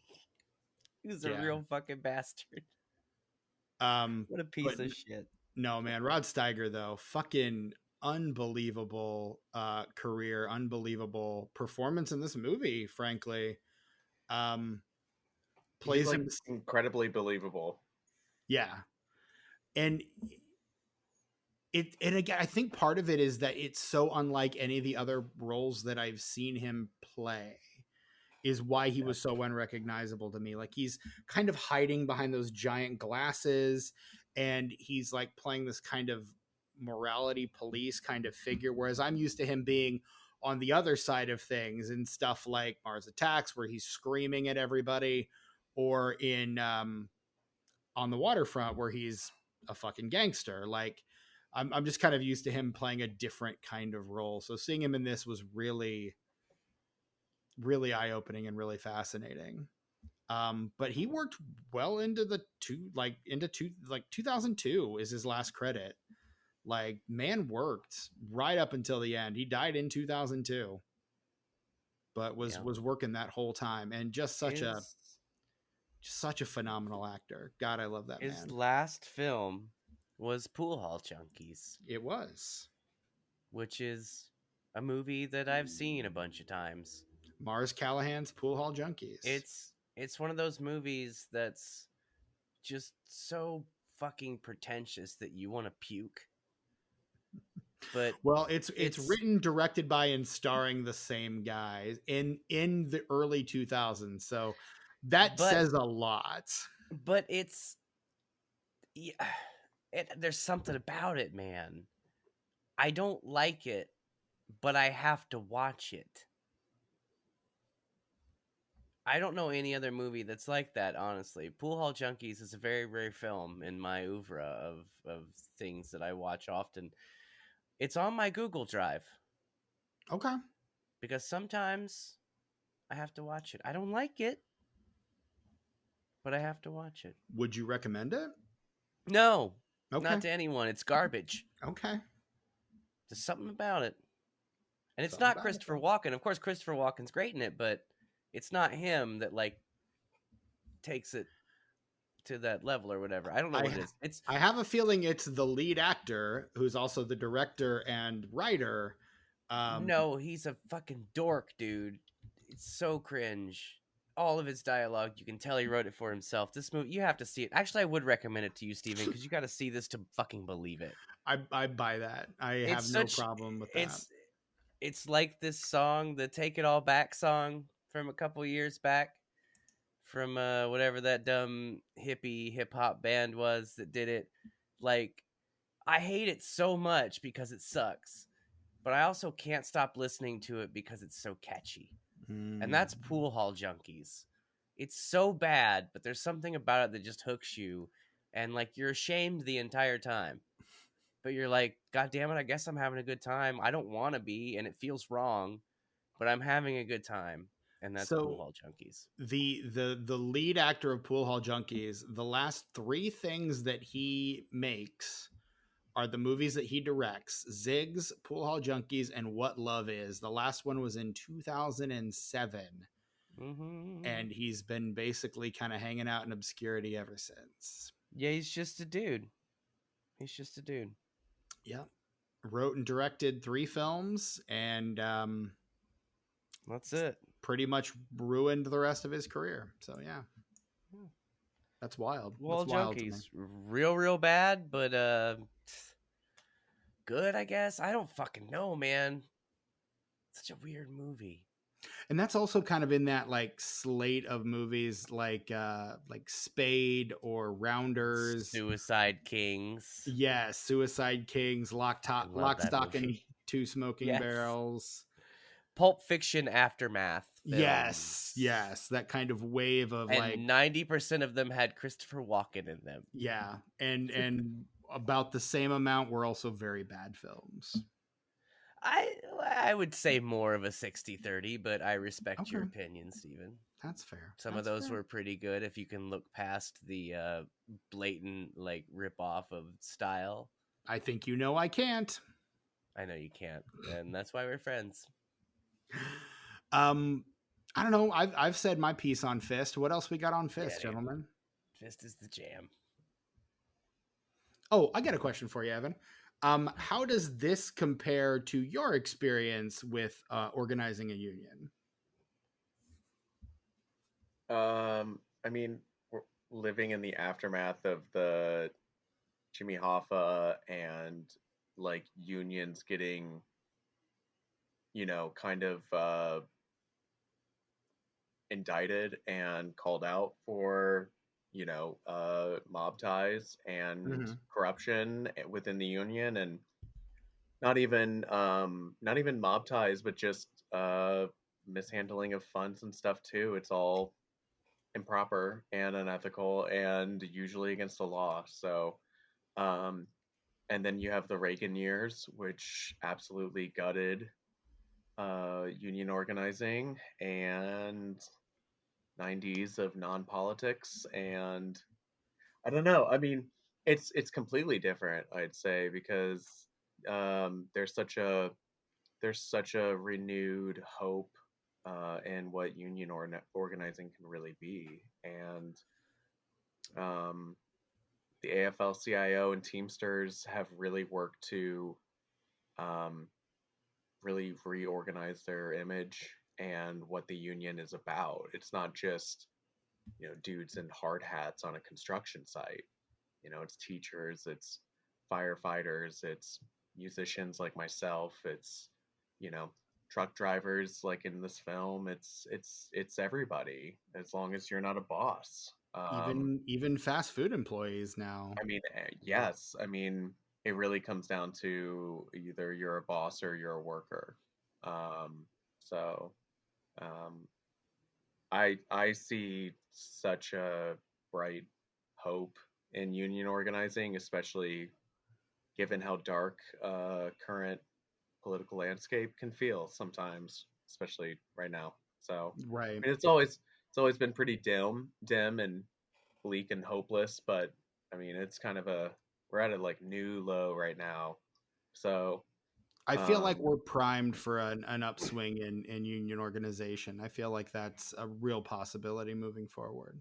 I think it's just a matter of keeping the pace with everything from post COVID, to where people really had a wake up call with the way things are and the way things could be. And, we're living in a quote unquote inflation, which is mostly just price gouging from corporations. Agreed. Yeah. Um, so, I mean, it's not like things have let up in a way. In fact, the class warfare has gotten more nefarious and um, ridiculous. So, and not to be too political, but it's not like Joe Biden is offering a lot of shining hope either. You know what I mean? Right. Like there's nothing to be excited about on the quote unquote left besides union organizing and Palestinian solidarity. So, Right. um, but seeing what's happening at Starbucks and other, sort of like non-traditionally looked at union Yeah. organizing fields is really inspiring. So, yeah, if you're a musician out there, you should be organizing with the AFM or the UMAW. So, Right on. Oh, that's wonderful, Jimmy. I completely understand that and heard and retained everything that you said, and there certainly was not any sort of interruption of any kind or any sort of edit or cut in the podcast. Now, Stephen, were you about to? I feel like you were about to give us the numbers. Yeah, I got the numbers pulled up here. Fist opens Fantastic. in the American box office on April 14th in the year of our Lord 1978. Yeah, And as with all box office pre 1980, we don't have a lot to go on. that's too bad. According to the Wikipedias, the budget on this film was $8 million, but it did ultimately gross a box office of $20.3 million. So a strong shower that year. It's a lot of dollars. But there is only one movie that shows up when we Google the numbers for the April April 14th, 1978 premiere box office, and it's the number one film from the year before, 1977. One would argue maybe one of the biggest hits of all time. Jars? No, Oh, you're not even the right director. fucking Jaws. Jaws No? is 74. It's not Jaws. No, it's the movie that Jaws 2. surpassed Jaws as the highest grossing film of all time. A record it Titanic. held Star Wars. until 1997, 20 years after its release. Is It's a it the little Star Wars? movie called Star Wars. Ooh, The Star Wars. nice. In its one, 47th week of release, it's still at number one and has grossed over $215.5 million. Can you A imagine hit. something that popular to where, like, video doesn't really exist? Like that there are some like video discs that exist early, Mhm. home media formats and stuff, but it's still pretty rare for the average consumer. So the Star Wars is so fantastical to people in 1977 that they just keep going to see it. Like, and so many people see it that you could see it maybe every 3 months. That would be cool. Like, if it was a movie I liked and it was steady playing at the theaters, I'd go and see it every 3 months. Yeah. Fuck yeah. According to Box wild. Office Mojo, I want to see where Fist fits in the overall films of 1978. Fist is the 22nd film ranked by Box Office Gross. That's It not is bad. right in between Barry Levinson's, Sidney Lumet's The Wiz, and the film Sergeant Pepper's Lonely Hearts Club Band, Two starring musicals. Peter Frampton and the Bee Gees. And the Bee Gees. I have that soundtrack Aerosmith. on vinyl. Yeah, dude. That Bee Gees shit is good. And Steve Martin Listen, and do they George do- Burns. Do they do She's Leaving Home? Is that the one that they do? Which one? Bee Gees. The Do Bee they Gees. do They She's do Leaving Home? They do Don't a they- few. I thought they did like almost all of it. Yeah, I mean, they and No, Peter I'm saying Frampton are the Lonely Hearts Club specifically- Band. Specifically, did they do She's Leaving Home? I don't Asking remember. for a friend. I don't remember. Because I have it on 45, but I don't want to be bothered to listen to it to find out if that's what it is. I could walk over there and answer this question, but I'm not going to do it because I kind of thought that you, Steven, or you, Jimmy, both people who I feel like should know this, would kind of fill in the blank, I guess I set my hopes too high. Disappointed again, boys. She's Disappointed Leaving again. Home, the Bee Gees, Jay McIntosh, and John Wheeler. Yeah, dude. Nice. They Jam. also perform Peter Frampton and the Bee Gees do Getting Better. Not on uh, Sergeant Pepper though. She's Leaving Home is actually on Revolver. Funny enough. Sure. I mean, it's a Beatles medley. They do all sorts Yeah. of songs that aren't on No, the I Sergeant get it, Pepper yeah. album, but yeah. Oh yeah, dude. But yeah. So yeah, that's where Fist falls in 1978. The tomatometer score is a 67%. I feel like that's fair. Yeah, not too shabby for what we're dealing with. The Metascore is a 54 based on mixed average reviews from 10 critics. And Tucker, you want to take a stab at the Letterboxd out of 5? I think the Letterboxd is going to go 3.0, between 3.0 and 3.4. You nailed it. 3.2. Again? Nice. That's fair. 3.2. I think I've only been wrong once. I No, feel you like. were wrong like the last 3 times. Really? Yeah. No, I nailed it the last time with straight up Planet of the Apes, man. It was like 2.8 or some shit. And like felt I said No. 2.8. I felt like you were like outside. You were like right outside the mark on that one, if I Nope. remember correctly. Nope. Well, I've not only did I live that conversation, Stephen, but I also skimmed through it. Yeah, more like skimmed past it, but okay. No, dude. I 10 seconds. 10-second skims. That's what I do. And it's really cool because since I had that conversation, like 10 seconds is nothing to fill in that gap while I'm editing. Like I hear a couple words and I'm like, oh, I'm gonna be that part in the conversation. Filled in. Gap filled in. Yeah. I don't know. Look, it's kind of a superpower, and like maybe people don't know or can't tell that I'm kind of cool and good at that stuff. I don't know. You're something, all right. I'm something. Evan, out of 5 stars, how are you ranking Norman Jewison's 1978 Fist? I'd say about it'd be right around where Letterboxd is, to where it's right around 3. Okay. Fair. Tucker? Yeah. It's going to be a 3.5 for me. There are obvious issues with this film, but overall it's really, really good. And it's the kind of movie that not only do they not make anymore, but it was already, when it was made, the kind of movie that they don't make anymore in some ways.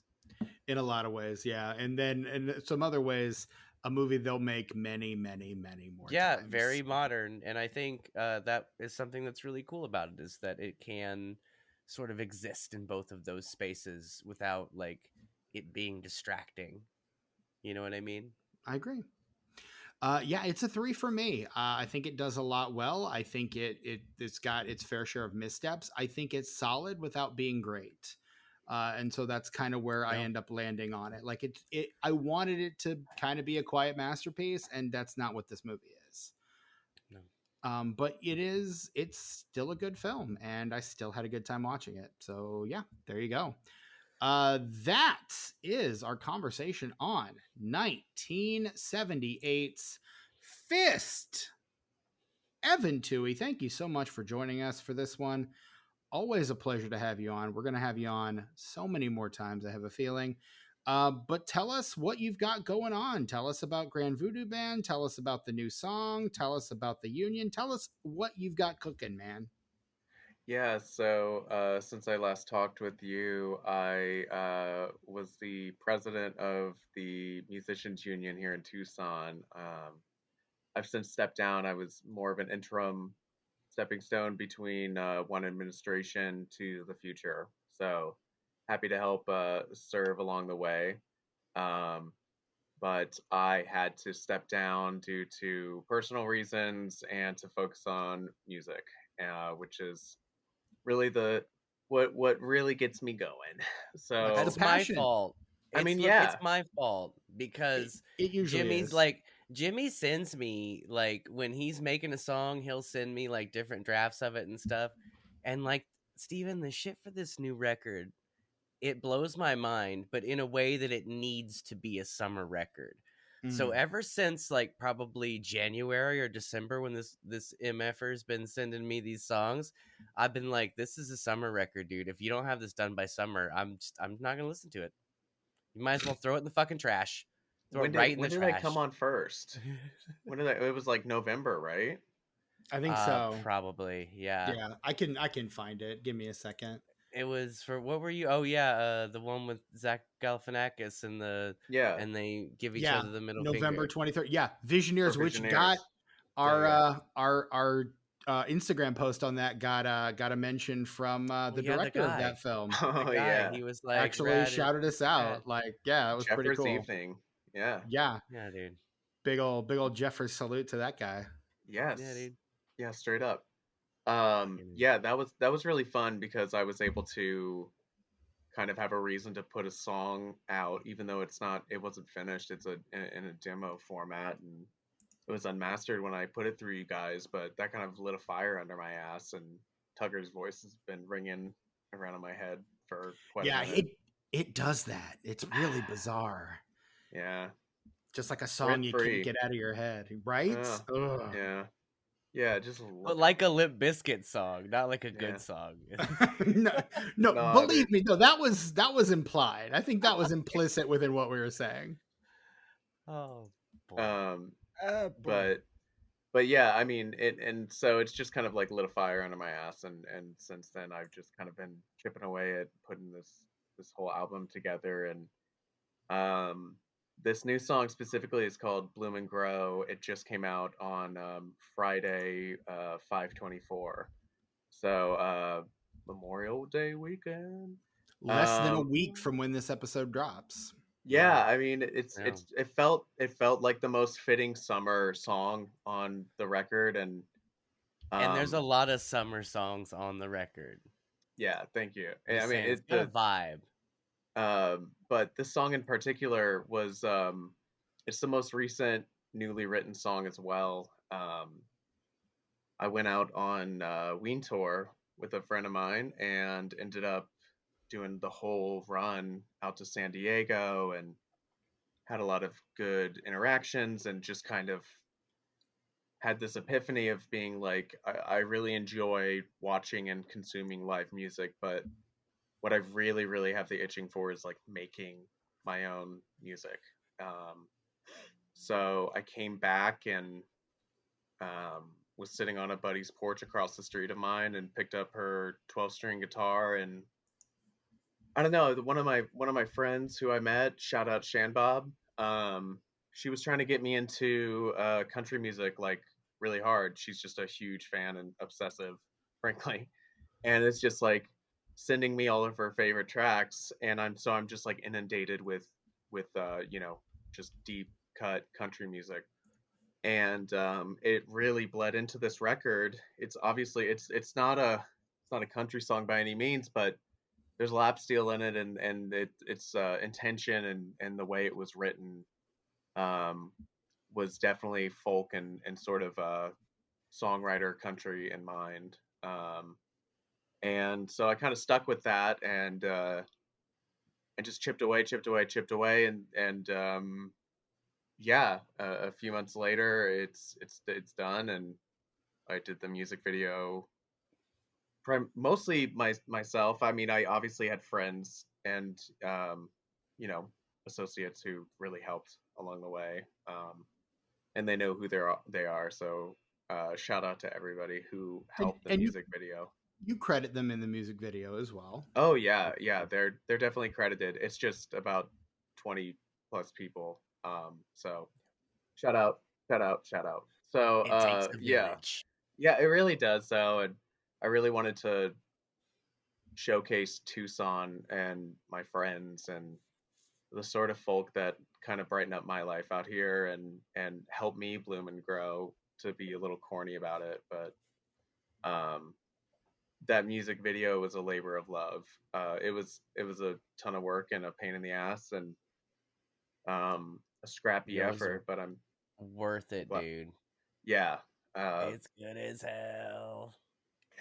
yeah, it was a lot of fun to shoot. It was a lot of fun, and to have an excuse to drive out to the Saguaro National Forest out here in Tucson at um, 5 in the morning and did a time lapse of the sun rising. And Hey, is that a real bee? Did you actually happen to get that bee? yeah, it's just that For time of real? year to where they're just, Because it almost and looks like stock footage because it's so good. they're not, they're like so preoccupied with how many flowers that are blooming at that time that like they didn't care that I was there at all. That's Like awesome. they were on a mission, and I mean, that's the trick of editing though. Like, is that like there is like 2.5 minutes, especially when it's slow motion film and it's slowed down to, a quarter of what it should be. You know, I have a ton of footage, and it just so happened that that bee passes right in front of the camera, and then the magic is just trying to synchronize that with what's happening in the music. Yeah. But yeah, I mean, all that footage is natural. So there was a few shooting days and a bunch of different shots around Tucson, and I had a lot of help from a lot of friends, and I'm really appreciative of it. And I'm glad this track's out, and I'm really hoping people enjoy it, and I'm really excited for the next single, which is coming out. Yeah, it's a I'm lot of fun. excited. We'll link to it in the show notes as well, That'd so be people great. can get a chance to check it out. That'd be I'm great. excited for your video editing future, Jimmy, because this is the dude that in the Dismantelopes days would edit together like our internet shows, and we made these little short videos and stuff. And like it was always Training. really good. It was always really good, but like in a rough sort of way. But like all that came together, and this video, I didn't like until right now. I didn't know that you had edited it yourself, Jimmy, and I gotta say I'm impressed. It's kind of It's fantastic. it's one of Yeah, those it's things a lot that of fun. I hate editing, and I also love it because there's such a craft to it, especially like this music video. I put a lot of like thought, even though it's a scrappy effort, and it was done within 2 weeks, between the beginning of shooting and the end of editing. But I have a lot of plans for what's coming up next, and I have some friends helping out with maybe some animation and possibly drone footage around Tucson and stuff like that. So I mean, things are coming. I always tell people, if I ever like lose an arm, or if music is an impossibility at some point, picking up film, I feel like would be a really fun endeavor to remain creative for myself. I think, Jimmy, I think that actually not just film, but even graphic design. Your Mm. posters are fantastic too, dude. And I'm not like trying to have a Jimmy love fest. It's just like credit where credit's due, dude. Like you got a flair for the visual arts as well. Well, That's thank all I'm you. saying. No, Yeah, I mean, no. I prefer the music be the thing, because I really, that's my passion. So, Sure. but But it's I like think being proficient at those other things like makes it easier to get your music out there. that's for If you can sure. make a good looking poster or if you can make a good video, that just brings more people to your music.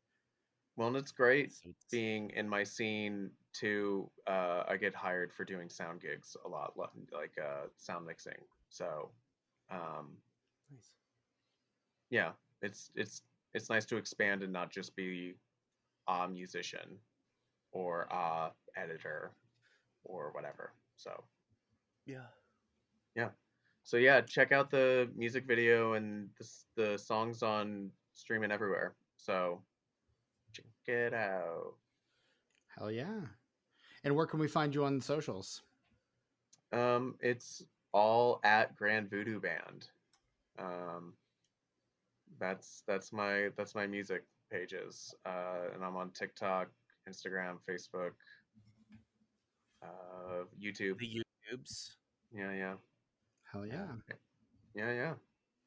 So I'll Hell see. yeah. I'll see you on the internet.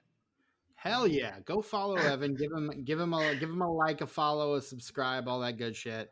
And let him know the disenfranchised guys sent you. Yeah, please And do. Seriously, listen to Arrival too. I'm just saying that one's a bop as well. I appreciate Arrival's a that. good record. Yeah. It's Check it's that un, out. it feels much more charming and easier to digest as the artist, having started work on new project, on new Yeah. music and all that stuff, to be like, and for it to feel really good. Like I really am confident in Bloom and Grow and what I'm gearing up to put out in the future as well. So um, it's nice to look back on my work now as well and not feel so stressed out about it. To being like, Hell oh my yeah. god, I have to do new stuff. I am doing new stuff, and I really hope people enjoy it. That's awesome. And it Yeah, better be out by the end of the summer, Jimmy. Yours Or is the voice else. that keeps me up at night, sir. Or else. People think Yeah. I'm joking. Us too. Like it haunts our waking moments and I'm a our bad dreams. man. He's like the ghost of Christmas past.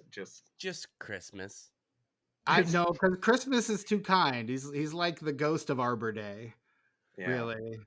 I'm the ghost of George Washington's birthday. There it is. Of Yeah, there George you go. Washington Winster Hammerman. No, just the. I'm doing a president Visioneers guy. bit. Sorry. Oh yeah, Yeah. that's Sorry. Call back. appropriate. And Yeah. no, I'm sorry I ruined it Yeah, by you did. being such a Fumble on filthy the field, it's casual all and right. not knowing that film well enough to recognize the reference. That's on me. Yeah, it's all right. Well,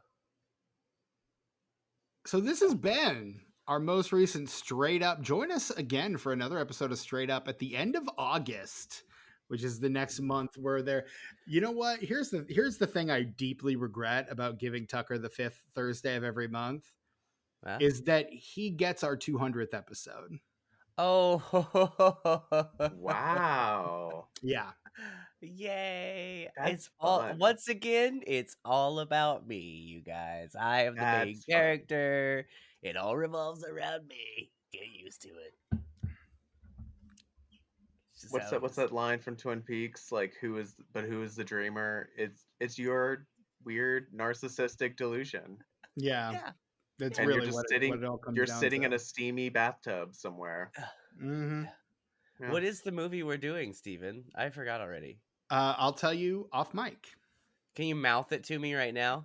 I'll type it in the chat. Okay, yeah, type it because I need to. I react can't to believe it. you would forget Oh! that one. I forget it every time. You do. And I'm so excited for the 200th You episode. have the memory of a goldfish, man.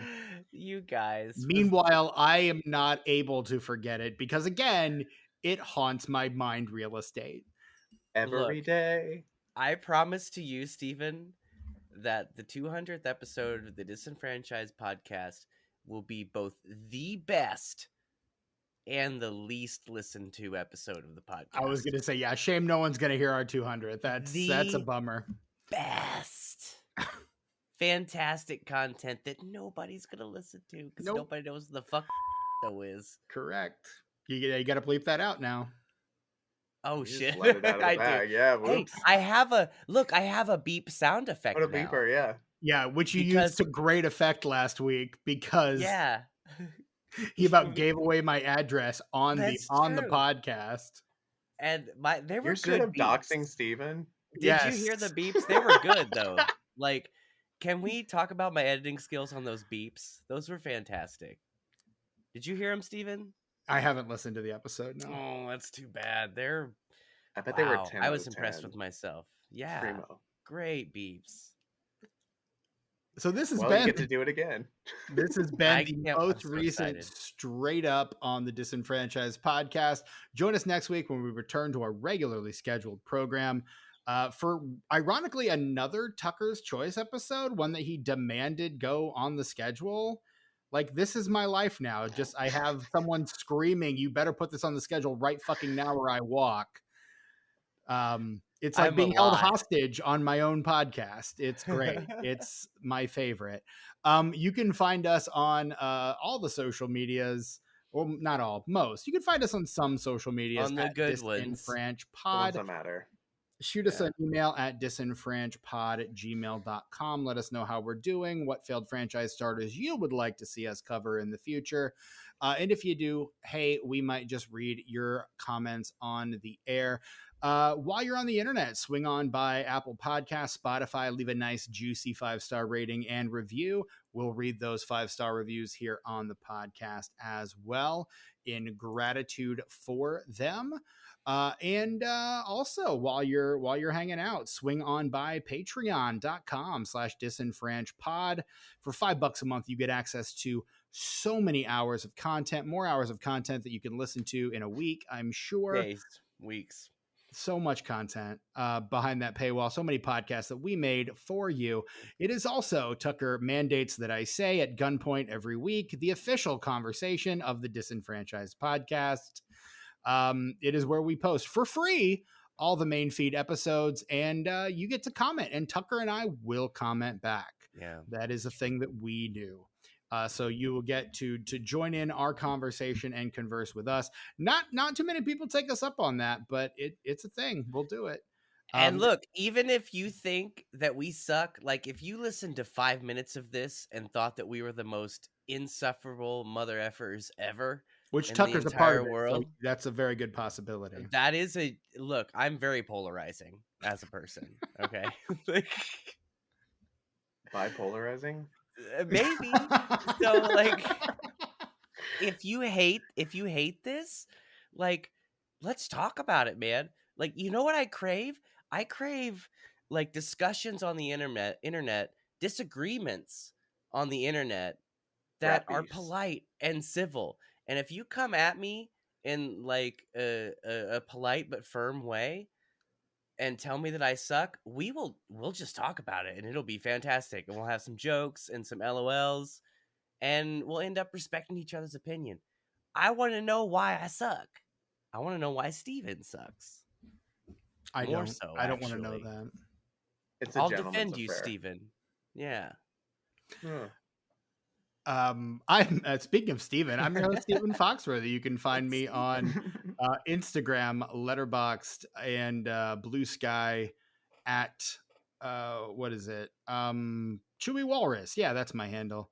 I'm at Chewy Walrus. Find me where you can. Brett doesn't do much on social media. Don't bother. But Tucker's all over that social media. Tucker, where can we find you these days? Look, if you're listening to this episode and you have not seen Fist, do not visit my Instagram because I posted the final shot of meaning in this film to my Instagram. Yeah. Just because I was feeling it. You know how sometimes you feel yourself? Well, I was feeling this movie and like I knew that shot was coming up where it's like a quick freeze frame. And I was like, I want to get a picture of this and I want to send it to Jimmy and I want to send it to Steven, but I don't know that if he's done watching the movie yet, so I'm just going to put it on Instagram to satisfy that urge. Bam. So if you haven't watched this movie, do not look at my most recent post on Instagram. Of course, you know how it ends already because you heard Evan do the plot in 60. So just live your life. If you had forgotten about that and you don't want to actually see with your eyeballs the very climax of the film, just live your life. I mean, do what you want. Sure, I'm just saying. Anyway, on the Instagrams and YouTubes, I am Ice909. That's ICENINE, the number 0 and the number 9. Also on Instagram, I am Tuck Mugs, Tuck_Mugs. I need some guest mugs, you guys, because it's summer and I don't really do soup in the summer. I don't do a lot of coffee in the summer. I did have some coffee today though. And you guys, I just got some new coffee that I'm very excited to try. It's IHOP branded and it's chocolate chip pancake coffee. And let me tell you something.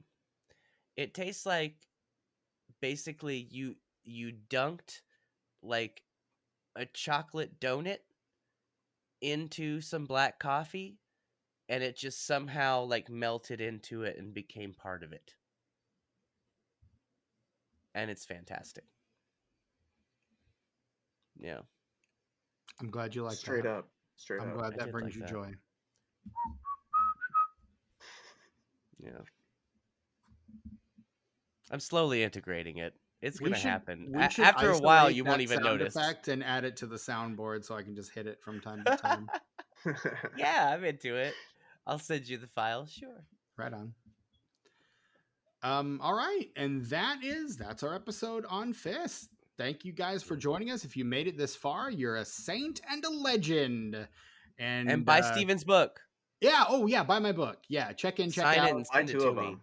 Steven. Available on Amazon. I have your copy, actually, Tucker. It's like send it right to me. over Is here it signed somewhere. yet? Send it Not to yet. me. It's right here. I'll PayPal you the shipping. This is Sign it. your copy. Man, I just want to Handsome. read it, dude. Because look, if I have that in my possession, I will read the other book I'm reading faster. Mm. And I really want to read the book I'm reading right now, but like it's hard to find time at work, but I Is feel it like the I'd be Brian more Wilson? motivated. Yeah. Is it the Brian Wilson? How is it so Yeah. far? It's so good. It's very stream of conscious in a way that is strangely entertaining and strangely in a way that it really lends itself to the format of an autobiography because it jumps around a lot, but it all makes sense because like he sort of gives you a little bit of context each time so that by the time we're talking about it over here, you understand why it's has to do with this. And I don't know, it's complicated. Brian Wilson has a very weird brain. And it's very obvious to see in the book, but it's also a very like hypnotic way of writing. I don't know how to describe it. It's really good. If you've seen Love and Mercy, John Cusack's performance in that movie makes more sense if you've read this book because that's how he is in that movie. Like if you haven't read this book, you might be like, I mean, Paul Dano was great, but John Cusack was like, okay. But honestly, if you read this book and just kind of start to understand how his brain works now, or at least, 8 years ago, it makes a lot more sense. And I think it makes it a better performance. Well, I suggest you read it faster so you can get to Steven's book. Hey, Jimmy, you know what I'm going to do? Since you haven't read it, when I'm done with it, I'm just going to bring it to you and give it to you for Christmas this year. Way to spoil Because Christmas. that feels appropriate, right? No, I want you to be hyped for it because I'm going to give you I'll be like, oh man, I'm on chapter 5 and you're not even going to believe this shit.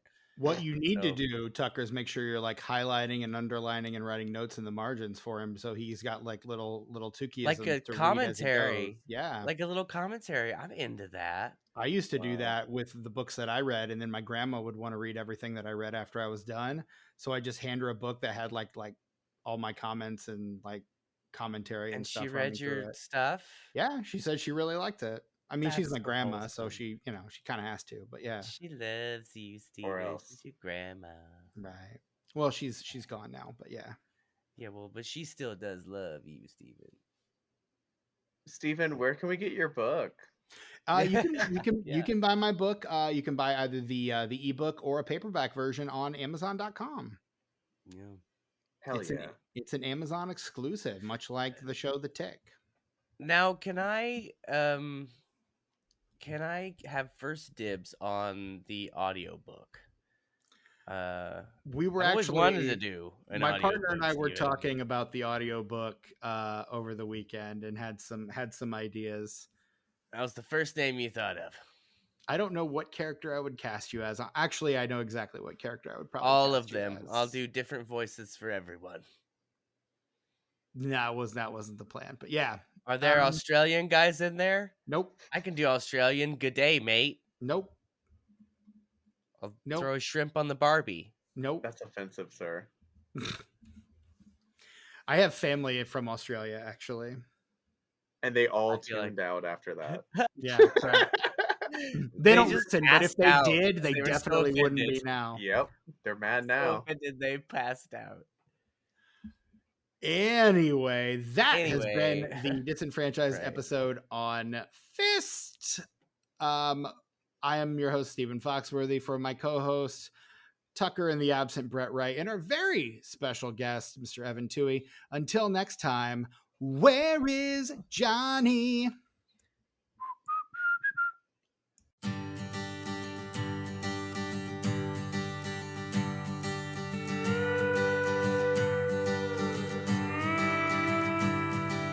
One, two, how do you do? Can I sit next to you and hold your hand? Let you understand. I hope you're listening. I wanna make you breakfast, make you toast. Turn out the lights, babe. Hold me close. I wanna be the one next to you.